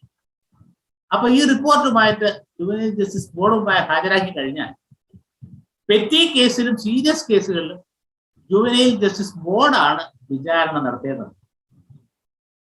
പക്ഷെ ഈ ഹീനിയസ് ക്രൈം അത് വന്നത് നമുക്കൊക്കെ അറിയാവുന്നതുപോലെ ഞാൻ നേരത്തെ സൂചിപ്പിച്ച നിർഭയ കേസില് അതിലെ പ്രൈം അക്യൂസ്ഡ് എന്ന് പറയുന്നയാള് 4 months ഷോർട്ട് ഓഫ് 18 years, 18 വയസ്സ് തികയുന്നതിന് 3-4 മാസം മാത്രം കുറവുണ്ടായിരുന്ന വ്യക്തിയാണ് ഏറ്റവും ക്രൂരത കാണിച്ചത് എന്ന് വന്നപ്പോഴാണ് ഈ ഹീനിയസ് ക്രൈമിന് ഒരു മാറ്റം ഉണ്ടാക്കി. ചൈൽഡ് എന്ന് പറയുന്ന ഡെഫിനിഷനകത്ത് 18 വയസ്സ് വരെ എത്തിയ ആളുകളെയൊക്കെ കുട്ടിയായി കണക്കാക്കാമെങ്കിലും ചെയ്ത കുറ്റം ഹീനിയസ് ക്രൈം ആണെങ്കിൽ എന്ന് പറഞ്ഞാൽ കുട്ടിയല്ലാത്ത ഒരാൾ ചെയ്താൽ 7 വർഷത്തിൽ കൂടുതൽ ശിക്ഷിക്കാവുന്ന അത്രമാത്രം വളരെയധികം ക്രൂരതയുള്ള ഒരു കുറ്റകൃത്യമാണ് ചെയ്തത് എങ്കിൽ അപ്പൊ ആ കുട്ടി ചെയ്ത സമയത്ത് ആ കുട്ടിയുടെ മാനസികാവസ്ഥ എന്താണെന്ന് നോക്കണമെന്ന്. ആ കുട്ടി പ്രായപൂർത്തിയായ ഒരാളിന്റെ മാനസികാവസ്ഥയിലാണ് എന്ന് പറഞ്ഞാൽ ചെയ്ത കുറ്റകൃത്യത്തെ പറ്റി പൂർണ്ണ ബോധ്യമുണ്ടായി അതിന്റെ ഭവിഷ്യത്തുകളെ കുറിച്ച് മനസ്സിലാക്കിക്കൊണ്ട് ആണ് ആ കുട്ടി ഈ ഹീനിയസ് ആയിട്ടുള്ള ആ ക്രൂരകൃത്യം ചെയ്തത് എങ്കിൽ ജുവനൈൽ ജസ്റ്റിസ് ബോർഡിന് ആ കുട്ടിയെ സാധാരണ കോടതിയിലോട്ട് ട്രയൽ ചെയ്യാനായിട്ട് അയക്കാം എന്ന് പറഞ്ഞാൽ ചിൽഡ്രൻസ് കോടതിയിലോട്ട് അയക്കാം. അപ്പൊ അവിടെ ഇപ്പൊ ഒരാള് ഒരു ഏതെങ്കിലും ഒരു കൊലപാതകം തന്നെ ചെയ്തു എന്ന് വിചാരിക്കുക. ഒരു കുട്ടി, അയാള് 17.5 വയസ്സായി. അപ്പൊ ജുവനൈൽ ജസ്റ്റിസ് ബോർഡിന് മുമ്പാകെ ഞാൻ നേരത്തെ പറഞ്ഞതുപോലെ നിയമവുമായി തർക്കത്തിൽ ഏർപ്പെട്ടിരിക്കുന്ന കുട്ടി എന്ന് പറഞ്ഞ് ഈ കൊച്ചു 17.5 വയസ്സുള്ള ആ കുട്ടിയെ ജുവനൈൽ ജസ്റ്റിസ് ബോർഡിന് മുമ്പിൽ ഹാജരാക്കിയാൽ ആ സാഹചര്യങ്ങളൊക്കെ പരിശോധിച്ച് ആ കുട്ടിയെ കുട്ടിയായിട്ട് കണക്കാക്കാൻ ഒക്കില്ല. ആ ആളിനെ ചിൽഡ്രൻസ് കോടതിയിലോട്ട് അയക്കണം എന്ന് ജുവനൈൽ ജസ്റ്റിസ് ബോർഡിന് തോന്നിയാൽ നേരെ അദ്ദേഹത്തെ ജുവനൈൽ ജസ്റ്റിസ് ബോർഡ് ചിൽഡ്രൻസ് കോടതിയിലോട്ട് അയക്കാം. ചിൽഡ്രൻസ് കോടതിയിൽ ആ കേസ് എത്തിക്കഴിഞ്ഞാൽ ചിൽഡ്രൻസ് കോടതിക്ക് 2 മാർഗങ്ങൾ തേടാം. ഒന്ന്, ഈ ജുവനൈൽ ജസ്റ്റിസ് ബോർഡ് ഇങ്ങോട്ട് അയച്ചത് ശരിയാണോ എന്ന് ആദ്യം പരിശോധിക്കും. ശരിയല്ല എന്ന് കണ്ടാൽ എന്ന് വെച്ചാൽ അയാള് ചെയ്തപ്പോ അയാളുടെ മാനസികാവസ്ഥ വളരെ ഒരു വലിയ മുതിർന്ന ആളിന്റെ ആയിരുന്നില്ല, ജുവനൈൽ ജസ്റ്റിസ് ബോർഡ് ഇങ്ങോട്ട് അയക്കേണ്ട കാര്യമില്ലായിരുന്നു, അവിടെ തന്നെ ഇതിന്റെ ട്രയലൊക്കെ അവിടെ തന്നെ നടത്തിയാൽ മതി എന്നാണ് ചിൽഡ്രൻസ് കോടതിക്ക് തോന്നുന്നത് എങ്കിൽ ആ കുട്ടിയെ ജുവനൈൽ ജസ്റ്റിസ് ബോർഡ് എങ്ങനെയാണോ ആ ട്രയൽ നടത്തേണ്ടിയിരുന്നത് ആ രീതിയിൽ ചിൽഡ്രൻസ് കോടതിക്ക് നടത്താം. അതല്ല, ജുവനൈൽ ജസ്റ്റിസ് ബോർഡ് പറഞ്ഞത് ശരിയാണ്, ഈ 17 വയസ്സുള്ള കുട്ടി അയാൾക്ക് നല്ല മാനസികമായ ബോധമുണ്ടായിരുന്നു, ചെയ്ത തെറ്റിന്റെ പരിണിത ഫലങ്ങളെ കുറിച്ച് അറിയാമായിരുന്നു എന്ന് കണ്ടാൽ ആളിനെ ചിൽഡ്രൻസ് കോടതിയിൽ തന്നെ ട്രയൽ നടത്താനുള്ള അവകാശമുണ്ട്. പക്ഷെ ഈ ചിൽഡ്രൻസ് കോടതിയിൽ ട്രയൽ നടത്തിയാലും ആ കുട്ടിയെ ശിക്ഷിക്കുന്നതിന് ചില കാര്യങ്ങളൊക്കെ ഉണ്ട്. അപ്പൊ ഏത് കോടതിയിൽ ശുദ്ധപ്പെടുത്തിയാലും ഈ നേരത്തെ പറഞ്ഞ ഹീനിയസ് ക്രൈം ഒഴികെയുള്ള കാര്യങ്ങളിൽ ആ കുട്ടിയെ ശിക്ഷിച്ചാല് ആ കുട്ടിയെ സ്പെഷ്യൽ ഹോമിലോട്ട് അയക്കണം. ഇപ്പൊ സ്പെഷ്യൽ ഹോം എന്ന് പറഞ്ഞാൽ നമ്മുടെ കേരളത്തില് ആൺകുട്ടികൾക്ക് വേണ്ടിയുള്ള സ്പെഷ്യൽ ഹോം തിരുവനന്തപുരത്തും പെൺകുട്ടികൾക്ക് വേണ്ടിയുള്ള സ്പെഷ്യൽ ഹോം കോഴിക്കോടും മാത്രമേ ഉള്ളൂ. ഈ കോടതിയിൽ ജുവനൈൽ ജസ്റ്റിസ് ബോർഡ് ആയാലും ശരി, അതല്ല ചിൽഡ്രൻസ് കോടതിയിലായാലും ശരി, കേസിന്റെ വിചാരണ സമയത്ത് ഈ കുറ്റകൃത്യം അല്ലെങ്കിൽ നിയമവുമായി തർക്കത്തിൽ ഏർപ്പെട്ടിരിക്കുന്ന ആ കുട്ടിയെ താമസിപ്പിക്കേണ്ടത് തൃശ്ശൂർ മാത്രമുള്ള ഒരു പ്ലേസ് ഓഫ് സേഫ്റ്റി എന്ന് പറയുന്ന സ്ഥാപനത്തിലാണ്. അത് കേരളത്തിൽ തൃശ്ശൂർ മാത്രമേ ഉള്ളൂ. അത് ട്രയൽ നടക്കുന്ന സമയത്താണ്. ട്രയൽ നടത്തി ആ കുട്ടി കുറ്റക്കാരനാണെന്ന് കണ്ടു കഴിഞ്ഞാൽ ആ ആളിനെ 3 വർഷം വരെ സ്പെഷ്യൽ ഹോമിലോട്ട് അയക്കാം. ഏത് കുറ്റത്തിന്? പെറ്റി ഒഫൻസും അല്ലെങ്കിൽ സീരിയസ് ആയ കുറ്റത്തിന്. അതേ സമയത്ത് നേരത്തെ പറഞ്ഞ 7 കൊല്ലത്തിൽ കൂടുതൽ ശിക്ഷ വിധിക്കാവുന്ന ഹീനിയസ് ആയുള്ള കുറ്റമാണെങ്കിൽ ആ ആളിനെ 21 വയസ്സ് വരെ ജയിലിൽ അയക്കാൻ ഒക്കില്ല. അപ്പോഴൊക്കെ ആ കുട്ടിയെ നേരത്തെ ഞാൻ പറഞ്ഞ സ്പെഷ്യൽ ഹോമിലോട്ടോ അല്ലെങ്കിൽ പ്ലേസ് ഓഫ് സേഫ്റ്റിയിലോട്ടോ അയച്ചിട്ട് 21 വയസ്സ് കഴിയുമ്പോൾ ആ ആളിനെ ജയിലിലോട്ട് അയക്കും. ഇതാണ് നിയമത്തിൽ പറഞ്ഞിരിക്കുന്ന ശിക്ഷയെക്കുറിച്ചുള്ള ഏകദേശ രൂപം. ഒരു കാര്യം കൂടെ മനസ്സിലാക്കണം. നമ്മുടെ 2015 ആക്ട് പ്രകാരം അതിലെ സെക്ഷൻ 24 വളരെ പ്രാധാന്യം അർഹിക്കുന്നതാണ്. ഒരു കുട്ടി സീരിയസ് ക്രൈം ഒഴിച്ച് സാധാരണ പെറ്റി ഒഫൻസിലായാലും സീരിയസ് ക്രൈമിലായാലും ആ കുട്ടി ചെയ്തത് കുറ്റമാണ് എന്ന് പറയാൻ പാടില്ല. ഈ പറഞ്ഞ ശിക്ഷ ഉണ്ടെങ്കിലും അതൊരു ഡിസ്ക്വാളിഫിക്കേഷൻ അല്ല. നിങ്ങൾക്കറിയാം, ജോലിയൊക്കെ സർക്കാർ ജോലിയൊക്കെ കിട്ടണമെങ്കിൽ കോടതിയിൽ കുറ്റക്കാരനാണെന്ന് കിട്ടിയ ശിക്ഷ അനുഭവിച്ചാൽ അത് ജോലി കിട്ടുന്നതിന് ചില തടസ്സമുണ്ട്. പക്ഷേ 18 വയസ്സിന് താഴെയുള്ള കുട്ടി ചെയ്ത പെറ്റി ഒഫൻസും സീരിയസ് ഒഫൻസും ആണെങ്കിൽ സെക്ഷൻ 24 പറയുന്നു അത് ആ കുട്ടിയെ കുറ്റക്കാരനാണെന്ന് കാണാൻ പാടില്ല. Removal of disqualification. മാത്രവുമല്ല, ആ കുട്ടിയെ ശിക്ഷിച്ച റെക്കോർഡുകൾ പോലും അവിടെ സൂക്ഷിക്കാൻ പാടില്ല. അത്രമാത്രം സംരക്ഷണമാണ് നിയമം കുട്ടികൾക്ക് കൊടുക്കുന്നത്. അപ്പൊ ഇത് കുട്ടികൾ ചെയ്യുന്ന കുറ്റത്തെ കുറിച്ചാണ് ഞാൻ പറയുന്നത്. അപ്പൊ കുട്ടികൾക്ക് ഉള്ള എന്തൊക്കെ പ്രൊട്ടക്ഷനാണ് കുട്ടികൾക്കുണ്ടെന്ന് നമുക്ക് ഓടിച്ചൊന്ന് പോകാം. 74 എന്ന് പറയുന്ന വകുപ്പ് പ്രകാരം ഒരു കുട്ടിയെ പറ്റിയുള്ള വിവരങ്ങൾ, കുറ്റം ചെയ്തതാവട്ടെ അല്ലെങ്കിൽ എന്തെങ്കിലും ഈ പറഞ്ഞ പോലെ റേപ്പ് ഉൾപ്പെടെയുള്ള എന്തെങ്കിലും കാര്യങ്ങൾ ആ കുട്ടിക്കെതിരെ ചെയ്താലും ശരി, ആ കുട്ടിയുടെ കാര്യങ്ങൾ ഫോട്ടോ ഉൾപ്പെടെ പേരുൾപ്പെടെ ഒരു കാര്യവും പത്രങ്ങൾ ഉൾപ്പെടെയുള്ള ഒരു മാധ്യമങ്ങളും പ്രസിദ്ധീകരിക്കാൻ പാടില്ല. ഈ കുട്ടി പഠിക്കുന്ന സ്ഥാപനം ഏതാണെന്ന് പോലും പറയാൻ പാടില്ല. അതുകൊണ്ടായിരിക്കുമല്ലോ നമ്മുടെ ഡൽഹിയിലെ കേസിൽ പോലും നമ്മൾ ആ പെൺകുട്ടി ഇപ്പോഴും പറയുന്നത് നിർഭയ എന്നാണ്. ആ യഥാർത്ഥ പേര് വെളിപ്പെടുത്താൻ പാടില്ല എന്ന് 74 വകുപ്പ് പറയുന്നു. അങ്ങനെ ഒരുപാട് പ്രൊട്ടക്ഷൻസ്, സംരക്ഷണങ്ങൾ നിയമത്തിൽ തന്നെ ആ കുട്ടികൾക്ക് കൊടുത്തിരിക്കുന്നു. അപ്പോ ഈ നിയമങ്ങളും സംരക്ഷണങ്ങളും ഒക്കെ ഉള്ളപ്പോൾ എങ്ങനെയാണ് ഇതിന്റെ എന്തൊക്കെയാണ് ഇതിന്റെ പരിണിത ഫലങ്ങൾ എന്ന് കൂടെ നോക്കാം. അപ്പോൾ നമ്മള് ഈ കുട്ടികളെ വീട്ടിലും അല്ലെങ്കിൽ സ്കൂളിലും കിട്ടേണ്ട ചില എന്താ പറയുക ഗൈഡ് ലൈൻസ് ഉണ്ട്. എന്തൊക്കെ ഗൈഡൻസ്? സാറ് നേരത്തെ പറഞ്ഞതുപോലെ അമ്മ മാങ്ങ എറിയുന്നത് കുറ്റകരമാണെന്ന് പറഞ്ഞ് ഗുണദോഷിച്ചൊരു കാര്യം. വീട്ടിലെ അന്തരീക്ഷം കുട്ടികളെ ഒരുപാട് സ്വാധീനിക്കും എന്ന കാര്യത്തിൽ സംശയം വേണം. ഒരു ഉദാഹരണം മാത്രം ഞാൻ പറയാം. നമ്മുടെ ബൾബ് കണ്ടുപിടിച്ച ഒരു ശാസ്ത്രജ്ഞൻ ഉണ്ടായിരുന്നു, അറിയാമോ? Thomas Alva Edison. അദ്ദേഹം ആദ്യകാലങ്ങളിൽ സ്കൂളിൽ പഠിച്ചുകൊണ്ടിരിക്കുന്ന ടെൻഡർ ഏജസില് വളരെ കൊച്ചുകുട്ടിയായിരിക്കുമ്പോൾ പഠിക്കാൻ വളരെ മോശപ്പെട്ട ഒരു കുട്ടിയായിരുന്നു. അതേ കൊച്ചുനാളിലെ അച്ഛനില്ലാത്ത ആ കുട്ടി അമ്മയുടെ സംരക്ഷണത്തിൽ വളർന്നു. ഒരു ദിവസം ഈ എഡിസന്റെ അധ്യാപിക, ക്ലാസ് ടീച്ചർ എഡിസന് ഒരു കത്ത് കൊടുത്തയച്ചു, ഇത് നിന്റെ അമ്മയുടെ കയ്യിൽ കൊണ്ട് കൊടുക്കണം. അപ്പൊ ആ കുട്ടി സത്യസന്ധനായ കുട്ടിയായിരുന്നത് കൊണ്ട് നമ്മുടെ ഇപ്പോഴത്തെ കുട്ടികളാണെങ്കിൽ ഒരുപക്ഷെ എന്താണ് ടീച്ചർ എഴുതിയിരിക്കുന്നതെന്ന് വായിക്കാൻ ശ്രമിക്കും. പക്ഷെ എഡിസൺ അതൊന്നും ചെയ്തില്ല. ആ കത്ത് അതുപോലെ അമ്മയുടെ കയ്യിൽ കൊണ്ട് കൊടുത്തു. അമ്മ വായിച്ചു കൊണ്ടിരുന്നപ്പോ അമ്മയുടെ കണ്ണ് നിറഞ്ഞ് കണ്ണുനീര് എത്തിച്ച് വിടാൻ തുടങ്ങി. ഈ കൊച്ചെഡിസൺ നോക്കിക്കൊണ്ടിരിക്കുകയാണ്, എന്താണ് അമ്മയ്ക്ക് ഇങ്ങനെ കരച്ചിൽ വരുന്നത്. വായിച്ചു തീർന്നപ്പോ എഡിസൺ ചോദിച്ചു, എന്താണ് അതിനകത്ത് എഴുതിയിരിക്കുന്നത്? അമ്മ പറഞ്ഞു, നീ ഒരു ബുദ്ധിരാക്ഷസനാണ്. നിന്നെ പോലെയുള്ള ബുദ്ധിയുള്ള ഒരു കുട്ടിയെ ഉൾക്കൊള്ളാൻ വേണ്ടിയുള്ള ഇൻഫ്രാസ്ട്രക്ചർ ഒന്നും ആ സ്കൂളിലില്ല. ആ സ്കൂളിലെ അധ്യാപകർക്കൊന്നും നിന്നെ പഠിപ്പിച്ചു തരാനുള്ള ബുദ്ധിയില്ല. അതുകൊണ്ട് നീ അവിടെ പഠിച്ചാൽ അത് മറ്റു കുട്ടികൾക്ക് ബുദ്ധിമുട്ടാവും. അത്രമാത്രം ബുദ്ധി ഉള്ള ആളായതുകൊണ്ട് നിന്നെ ആ സ്കൂളിൽ നിന്ന് മാറ്റി മറ്റേതെങ്കിലും സ്കൂളിലോട്ട് അയക്കണമെന്നാണ് ടീച്ചർ എഴുതിയിരിക്കുന്നത്. അങ്ങനെ ആ സ്കൂളിൽ നിന്ന് മാറ്റി മറ്റൊരു സ്കൂളിൽ പോയി. അതിനുശേഷം ചരിത്രം നിങ്ങൾക്കറിയാം, ഏറ്റവും വലിയ ഒരു സയന്റിസ്റ്റായി എഡിസൺ മാറി. അതിനുശേഷം എഡിസന്റെ അമ്മ മരിക്കുന്നു.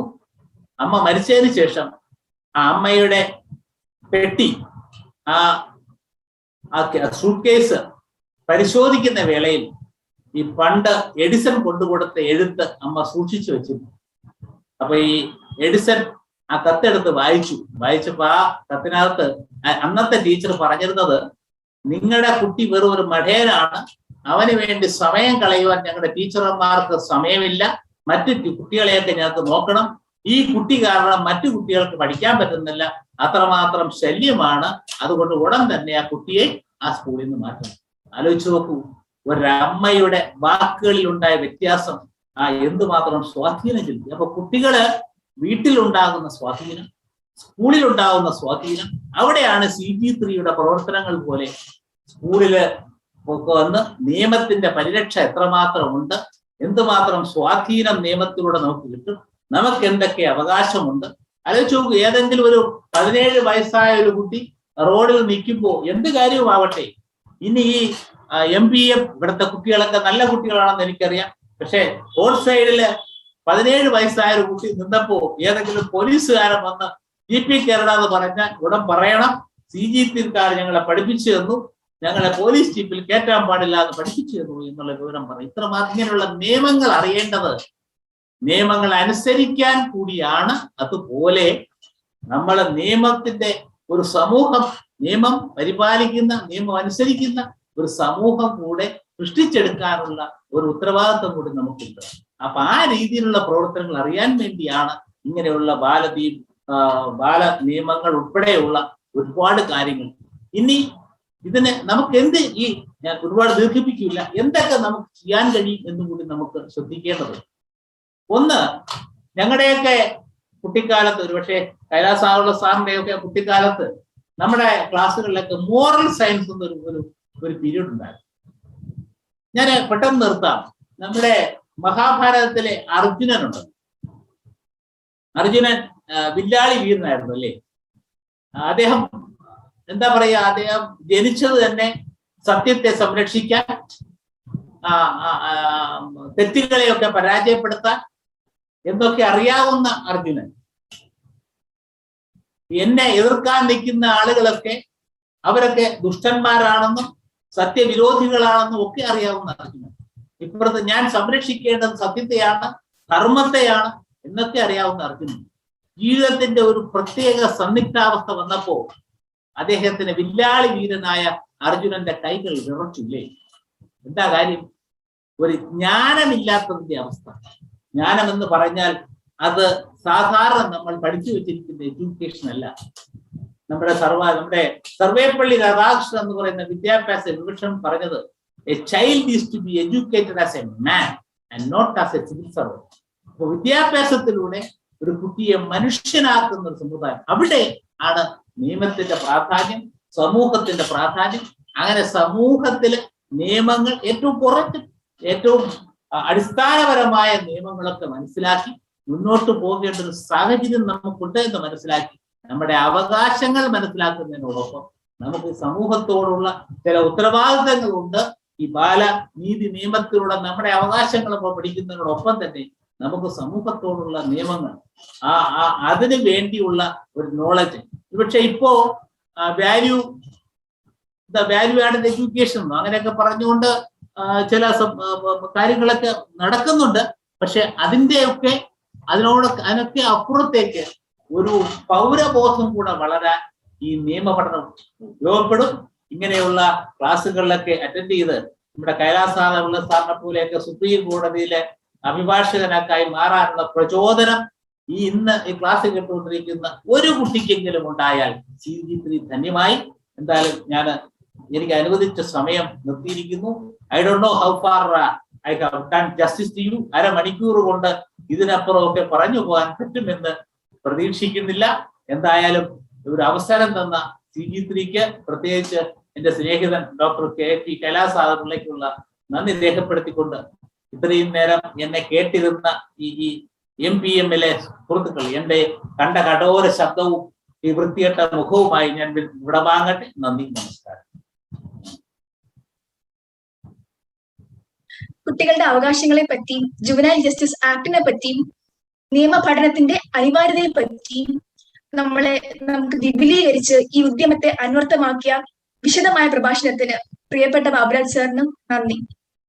ഇനി ഇന്ററാക്റ്റീവ് സെഷനിലേക്ക് കടക്കാം. അതിലേക്കായി CG3യുടെ ഊർജ്ജസ്വലയായ അംഗം അഡ്വക്കേറ്റ് ശ്രീമതി സതി മാമിനെ ക്ഷണിച്ചുകൊള്ളുന്നു. എല്ലാവർക്കും നമസ്കാരം. Character is lost, everything is lost. Respect to law, obedience to law leads towards attainment of good character. ഇന്നിവിടെ മുഖ്യ പ്രഭാഷണം നടത്തിയ ആദരണീയായ ജസ്റ്റിസ് എബ്രഹാം മാത്യു സർ വളരെ മനോഹരമായാണ് നമ്മുടെ മുമ്പിൽ നിയമത്തെക്കുറിച്ചും നമ്മൾ നിയമം അറിഞ്ഞിരിക്കേണ്ട ആവശ്യത്തെക്കുറിച്ചുമെല്ലാം പറഞ്ഞു തന്നത്. അതുപോലെ തന്നെ അഡ്വക്കേറ്റ് ബാബുരാജ് സർ 1986 ആദ്യമായി ബാലനിയമം ഇന്ത്യയിൽ ഉണ്ടാവാനുള്ള സാഹചര്യത്തെക്കുറിച്ചുമെല്ലാം ജുവനൈൽ നിയമത്തെക്കുറിച്ചുമെല്ലാം വളരെ വിശദമായി തന്നെ പറഞ്ഞു തന്നിട്ടുണ്ട്. നിങ്ങൾക്കെല്ലാം അത് വളരെ പ്രയോജനപ്പെട്ടിട്ടുണ്ടാവുമെന്ന് ഞാൻ വിശ്വസിക്കുകയാണ്. ഇന്നിവിടെ നമ്മുടെ ഈ പ്ലാറ്റ്ഫോമിൽ വന്നിട്ടുള്ള 8 മുതൽ 12 വരെ ക്ലാസ്സുകളിലേക്ക് വിദ്യാർത്ഥിനികളാണ്. ഇതായത് നിങ്ങളുടെ ജീവിതത്തിലെ വളരെ പ്രധാനപ്പെട്ട ഒരു സമയമാണ്. അതായത് നമ്മൾ എന്താവണം, എങ്ങനെ ആവണം എന്നെല്ലാം തീരുമാനമെടുക്കേണ്ട ഒരു സമയമാണ്. ഇതിൽ 11ലും 12ലും പഠിക്കുന്ന കുഞ്ഞുങ്ങൾക്ക് ഇത് വളരെ അവരുടെ ജീവിതത്തിലെ വളരെ പ്രധാനപ്പെട്ട സംഭവമാണ്. ഇവിടെ പലരും എഞ്ചിനീയർ ആവാനും ഡോക്ടർ ആവാനും ടീച്ചേഴ്സ് ആവാനും പോലീസ് ഓഫീസർ ആവാനും എല്ലാം കളക്ടർ ആവാനും എല്ലാം തയ്യാറെടുക്കുന്ന സമയമാണ്. അതിന്റെ കൂടെ നിങ്ങൾ പലരും അഭിഭാഷകരാകാനും ആഗ്രഹിക്കുന്നുണ്ടാവും എന്ന് എനിക്ക് മനസ്സിലാക്കാൻ സാധിക്കുന്നുണ്ട്. അതായത് ഈ നമുക്ക് പക്ഷേ നമ്മുടെ പാഠ്യവിഷയത്തില് നമുക്ക് എഞ്ചിനീയർ ആവണമെങ്കിൽ സയൻസ്, അതായത് ഫിസിക്സ്, കെമിസ്ട്രി, മാത്സ്, ബയോളജി പഠിച്ചാൽ മെഡിസിന് പോകാം, കോമേഴ്സ് എടുക്കാം, CA ICW ഇങ്ങനെയുള്ള കാര്യങ്ങളെല്ലാം ചെയ്യാം. അതേസമയം ഒരു അഭിഭാഷകനാകാൻ LLB എടുക്കാൻ എന്താണ് നമുക്ക് വേണ്ട കാര്യങ്ങൾ എന്നതിനെ കുറിച്ച് നമ്മുടെ സിലബസിൽ ഒന്നും പറഞ്ഞിട്ടില്ല. പക്ഷെ നിങ്ങൾക്ക് ഇന്ന് വളരെ പ്രയോജനകരമായിട്ട് ഒരു അവസരം കിട്ടിയിരിക്കുകയാണ്. അത് നിങ്ങൾ ഉപയോഗപ്പെടുത്തുമെന്നാണ് ഞാൻ വിശ്വസിക്കുന്നത്. അതായത് ഇന്നിവിടെ CG3-യിൽ വന്നിട്ടുള്ള അംഗങ്ങൾ എല്ലാവരും തന്നെ വളരെ എല്ലാ അഭിഭാഷകരുണ്ട്, കോളേജിൽ പഠിപ്പിക്കുന്ന അധ്യാപകരുണ്ട്, വിദ്യാർത്ഥികളുണ്ട്, LLB പഠിക്കുന്ന വിദ്യാർത്ഥിനികളുണ്ട്. ഇവർക്കെല്ലാം നിങ്ങളെ സഹായിക്കാൻ സാധിക്കുമെന്നാണ് എൻ്റെ വിശ്വാസം. അതുപോലെ തന്നെ ഇന്നിപ്പോ ഇന്ററാക്റ്റീവ് സെഷൻ എന്ന് പറയുന്ന അഡ്വക്കേറ്റ് ബാബുരാജ് സാറ് വളരെ വിശദമായിട്ടാണ് ജുവനൈൽ ബാല അവകാശത്തെ കുറിച്ചുമെല്ലാം നമ്മോട് പറഞ്ഞു തന്നത്. എന്നാലും അതിൽ നിങ്ങൾക്ക് എന്തെങ്കിലും സംശയങ്ങൾ ഉണ്ടെങ്കിലും അതേസമയം അതുപോലെ തന്നെ ഈ LLB വിദ്യാഭ്യാസത്തിന് എങ്ങനെയാണ് അതിന് വേണ്ട കാര്യങ്ങൾ ചെയ്യേണ്ടത് എന്ന കാര്യത്തെ കുറിച്ചുമെല്ലാം നിങ്ങളുടെ സംശയങ്ങൾ നിങ്ങൾക്ക് നിങ്ങളുടെ മൈക്കുകളെല്ലാം അൺമ്യൂട്ട് ചെയ്ത് ഓരോരുത്തർക്കായിട്ട് ചോദിക്കാം. അല്ലെങ്കിൽ ചാറ്റ് ബോക്സ് ഉണ്ട്, അതിലൂടെയും ചോദിക്കാവുന്നതാണ്. മാഡം, ഒരു ചോദ്യം, സംശയമല്ല. ഇന്ത്യയില് കേൾക്കാമോ? ഇന്ത്യയില് ലോ കേന്ദ്രീകൃതമായിട്ട് ലോയ്ക്ക് വേണ്ടി മാത്രം ഒരു യൂണിവേഴ്സിറ്റി ഉണ്ടോ എന്നുള്ളൊരു ചോദ്യമുണ്ട്. LLB അതുപോലെ നിയമപരമായ കാര്യങ്ങൾ പഠിപ്പിക്കാൻ വേണ്ടി യൂണിവേഴ്സിറ്റി നിലവിലുണ്ടോ? അതെവിടെയാണ്? അതിന് ഉത്തരം സിമ്പിളാണ് സാർ. അത് ഇന്ത്യയിലെ നാഷണൽ ലോ സ്കൂൾസ് എന്ന ഇൻസ്റ്റിറ്റ്യൂഷൻസ് എല്ലാം യൂണിവേഴ്സിറ്റിയുടെ സ്റ്റാറ്റസ് ഉള്ള സ്ഥാപനങ്ങളാണ്. അങ്ങേക്കറിയാം, യൂണിവേഴ്സിറ്റി സ്ഥാപിക്കുന്നത് നിയമസഭയുടെ അല്ലെങ്കിൽ പാർലമെന്റിന്റെ ഒരു നിയമം വഴിയാണ്. ഈ നാഷണൽ ലോ സ്കൂൾസ് എല്ലാം നിയമം മാത്രം, LLB, LLM, റിസർച്ച്, മറ്റ് ഡിപ്ലോമ കോഴ്സുകൾ ഇതൊക്കെ പഠിപ്പിക്കുന്നതിന് വേണ്ടി മാത്രമുള്ള സ്ഥാപനങ്ങളാണ്, യൂണിവേഴ്സിറ്റികളാണ്. ഇനി യൂണിവേഴ്സിറ്റി അല്ലാതെ കൊച്ചിൻ യൂണിവേഴ്സിറ്റിയും കേരള യൂണിവേഴ്സിറ്റിയും കാലിക്കറ്റ് യൂണിവേഴ്സിറ്റി പോലുള്ള പരമ്പരാഗതമായ യൂണിവേഴ്സിറ്റികളിലുള്ള ലോ ഡിപ്പാർട്ട്മെന്റുകളെ ഈ നാഷണൽ ലോ സ്കൂളിൻ്റെ അത്രയും തന്നെ മേന്മയുള്ള നിയമ പഠനം കാഴ്ചവെക്കുന്ന സ്ഥാപനങ്ങളാണ്. അതുകൊണ്ട് ഈ യൂണിവേഴ്സിറ്റികൾക്കോ സ്ഥാപനങ്ങൾക്കോ ഇന്ത്യയിൽ ഒരു ദൗർലഭ്യവും ഇല്ല. അവിടെ ചേരുക, കോഴ്സ് പഠിക്കുക എന്നുള്ളതാണ് പ്രധാനമായിട്ടുള്ള കാര്യം.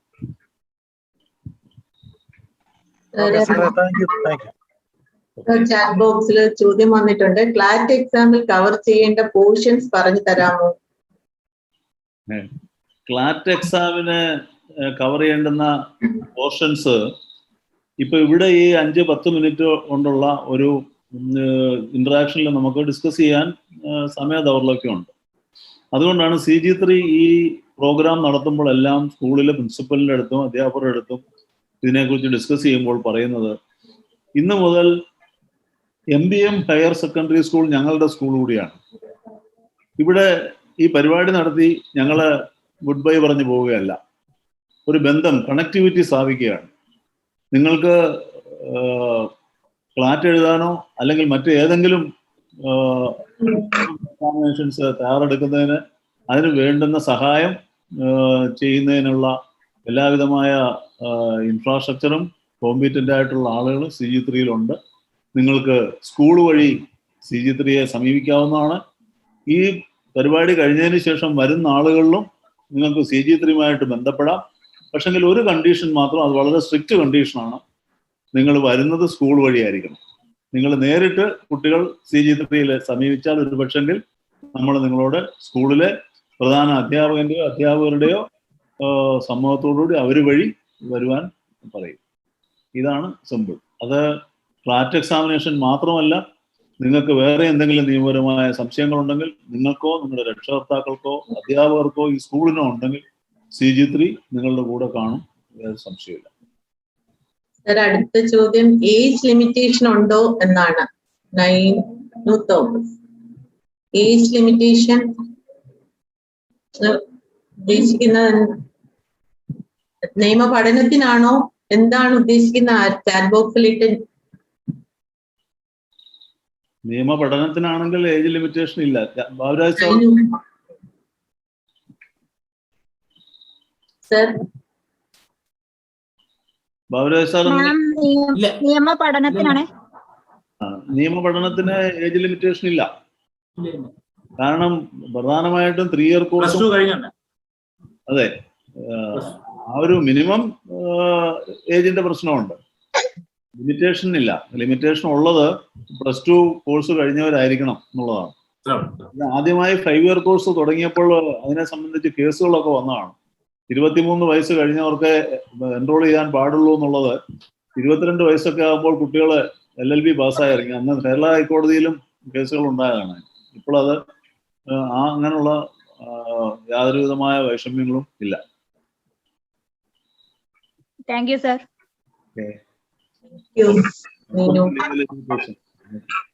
Sir, LLB, LLM integrated courses ഏതൊക്കെ നാഷണൽ യൂണിവേഴ്സിറ്റിയിലുണ്ട്? LLB, LLM ഇന്റഗ്രേറ്റഡ് കോഴ്സ് പല കോളേജുകളിലും ഉണ്ട്.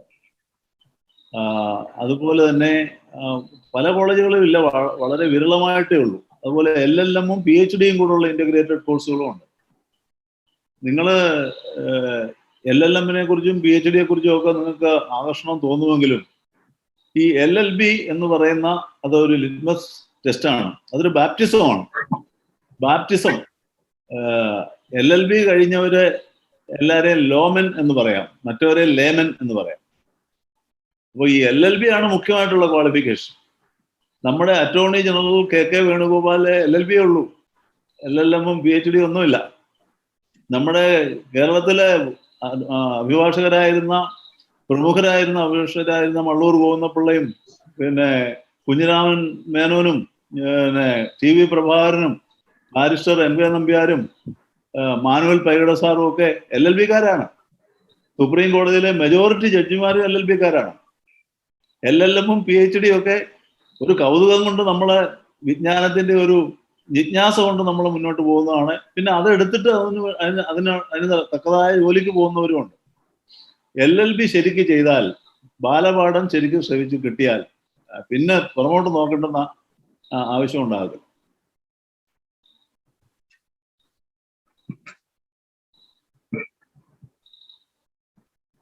ഈ ചോദ്യങ്ങളുണ്ടോ? ഇനി ചാറ്റ് ബോക്സിൽ 2 ചോദ്യം. ചാറ്റ് ബോക്സിൽ ഒന്നും വന്നിട്ടില്ല.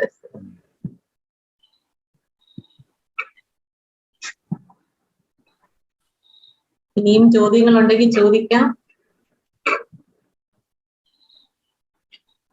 നിങ്ങൾക്ക് ചോദ്യങ്ങൾ ചോദിക്കാൻ മടിയുണ്ടെങ്കിൽ സ്കൂൾ അധികൃതരെ അറിയിച്ച് ചോദ്യങ്ങൾ ഞങ്ങളുടെ പക്കത്ത് എത്തുമെന്നുള്ള വിശ്വാസമുണ്ട്. ഒരു 2-3 മിനിറ്റ് കൂടി ചോദ്യങ്ങൾക്ക് വേണ്ടി ചെലവഴിക്കാനുണ്ട്.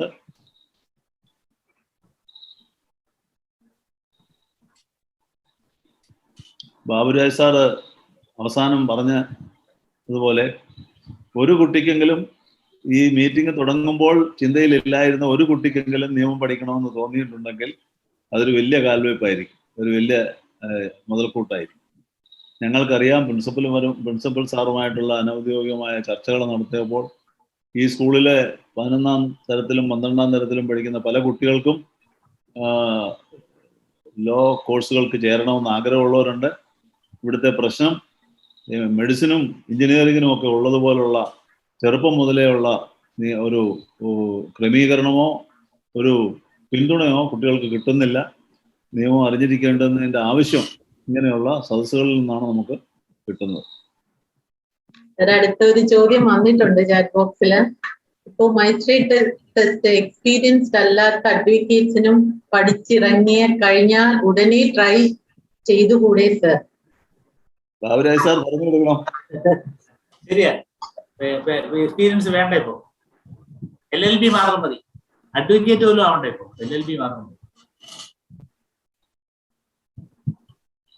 നമ്മൾ തുടങ്ങുന്നത് മജിസ്ട്രേറ്റിൽ തുടങ്ങുന്നതിൽ നല്ലത് കുറച്ച് നാളെങ്കിലും പ്രായോഗികമായിട്ടുള്ള കാര്യം, കുറച്ച് നാളെങ്കിലും ഈ ഫീൽഡിൽ നിന്ന് പ്രാക്ടീസ് ഒക്കെ ചെയ്ത് അതിന്റെ കൂടെ തന്നെ മജിസ്ട്രേറ്റ് ടെസ്റ്റിനൊക്കെ എഴുതുന്നതാണ് നല്ലത്.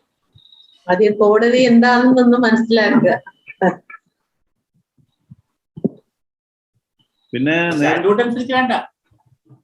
നേരിട്ട് കയറുന്നവർക്കും വളരെയധികം എക്സൽ ചെയ്യുന്നവരുണ്ട്. കാരണം ഇപ്പോഴത്തെ ജുഡീഷ്യൽ അക്കാഡമി നമ്മുടെ എബ്രഹാം പോലുള്ള വളരെയധികം ശക്തിയുള്ള വീക്ഷണശാലികളായ ന്യായാധിപന്മാർ ട്രെയിനിങ് കൊടുക്കുന്നതുകൊണ്ട് അതിൽ പ്രശ്നമൊന്നുമില്ല. നിങ്ങൾക്ക് ചരിത്രം അറിയാം, 24ാമത്തെ വയസ്സിൽ ആണ് വില്യം പിറ്റ് പ്രൈം മിനിസ്റ്റർ ആവുന്നത് ഇംഗ്ലണ്ടിന്റെ. അന്ന് ഓപ്പോസിഷൻ ലീഡറിന്റെ പ്രായം 70 വയസ്സാണ്. അവർ കളിയാക്കി, യൂണിവേഴ്സിറ്റി ബെഞ്ചിൽ പോയി ഇരിക്കേണ്ടുന്ന ഒരു പയ്യനിതാ ട്രഷറി ബെഞ്ചിൽ ഇരിക്കാൻ വന്നിരിക്കുന്നു. പക്ഷെങ്കിൽ അടുത്ത 20 വർഷം ഇംഗ്ലണ്ടിന്റെ ഭാഗതയെ നിയന്ത്രിച്ചത് വില്യം പിറ്റാണ്, പ്രൈം മിനിസ്റ്റർ. അതുകൊണ്ട് ഏജ് എന്ന് പറയുന്നത് അല്ലെങ്കിൽ എക്സ്പീരിയൻസ് എന്ന് പറയുന്നത് നമ്മൾ ഉണ്ടാക്കിയെടുക്കുന്നതാണ്. ഹിന്ദിയിൽ ഒരു ചൊല്ലുണ്ട്, ദിൽ ഹേ തോ രാസ്ത ഖുലേഗ, മനസ്സുണ്ടെങ്കിൽ വഴി തുറക്കും തന്നെ. അപ്പോൾ കൂടുതൽ ചോദ്യങ്ങളില്ല എന്നുള്ള വിശ്വാസത്തോടുകൂടി അടുത്ത പരിപാടിയിലേക്ക് നമുക്ക് കടക്കാം. Sati. Thank you, ma'am. Thank you, sir. Thank you, Babraj sir. Thank you, Kailash sir. So just to add on, CLAT-ല് സിലബസ് ഇംഗ്ലീഷ് ലാംഗ്വേജ് ഉണ്ട്, ലോജിക്കൽ റീസണിംഗ് ഉണ്ട്, ലീഗൽ ആപ്റ്റിറ്റ്യൂഡ് ഉണ്ട്. CLAT എഞ്ചിനീയറിനെക്കാളും നല്ലത് നിങ്ങൾക്ക് അതിനോടൊപ്പം തന്നെ നമുക്ക് കേരളയിലെ പല സർവകലാശാലയിലും കേരള യൂണിവേഴ്സിറ്റിയിലും പഠിക്കുമ്പോഴേക്ക് നല്ല അനുഭവസത്വം നമുക്ക് കിട്ടുന്നതാണ്. അപ്പോൾ നിങ്ങളുടെ എല്ലാവരുടെയും ഈ LLB പഠിക്കാനുള്ള താല്പര്യത്തിൽ ഒത്തിരി സന്തോഷത്തോടെ അടുത്ത പരിപാടിയിലായിട്ട് കിടക്കുകയാണ്. So now I cordially invite Advocate Alexander Mathai Paikade, a very active and dedicated member of CG3, to share his insights on choosing legal profession and also to deliver vote of thanks. Thank you, Hera. Good evening to one and all present here. It is my privilege to have been asked to propose a vote of thanks for the 12th LAM session Legal Awareness and Motivation Program organized by CG3, Connecting, Governing and Governance. When I was a high school student in Delhi, even I was confused about what I want to pursue as a career. In 8th class, I wanted to join the army, but I was disheartened since I did not have the physique for the same. Then in the 10th class, I decided to become a robotic engineer who makes robots. Therefore, I took science with computer science, but physics took a toll on me. Hence, I left that too. In the confusion on what to become and what to do is when I had a talk with my father, who's also a lawyer. He told me is that law is nothing but common sense. Studying law is the easy part, but applying that law in courts and in a manner that is simple, concise, and precise is the hard part. The fear of learning from big books and studying so many laws so many laws were my top concerns. Even though I had the resources and help from everyone, but I still feared. When I joined law school in Bangalore, I understood the difference in these fears. I had stage fright, so I went for moot court competitions and became the 5th top speaker in national level competition. I was a shy person. Therefore, I started organizing events at my law school with seniors and teachers. I used to doubt myself, so I worked hard, made sure my work is different and unique. I made a lot of mistakes, but those mistakes helped me to become a budding lawyer who learns to adapt, change, and learn to grow into a better human being. You can join the field of litigation, arbitration, corporate, judiciary, JAG for armed forces, academia, research, and so forth. Whichever career you prefer, studying law will be an add-on for you. For almost all competitive exams, like IAS and PSC, legal knowledge section has substantial predominance. For legal field, sky is not the limit, but your imagination is. So with that, I move on to the second part, that is to deliver the vote of thanks. I, on behalf of CG3 and MPM Higher Secondary School, Chunkattara, Malappuram, would like to express their gratitude to all esteemed delegates of the LAMP session for their presence and contribution to make this event a success. I extend my gratitude to our keynote speaker, Honorable Justice Abraham Matthew, former judge of the Honorable High Court of Kerala, for taking out his time from his busy schedule to grace the event. Thank you, sir, for inspiring and encouraging us all with your words on this special day. A special thanks to Shri Shaji John, Principal of MPM Higher Secondary School, Chungattara, Malappuram, for providing immense support to make the LAMP session successful.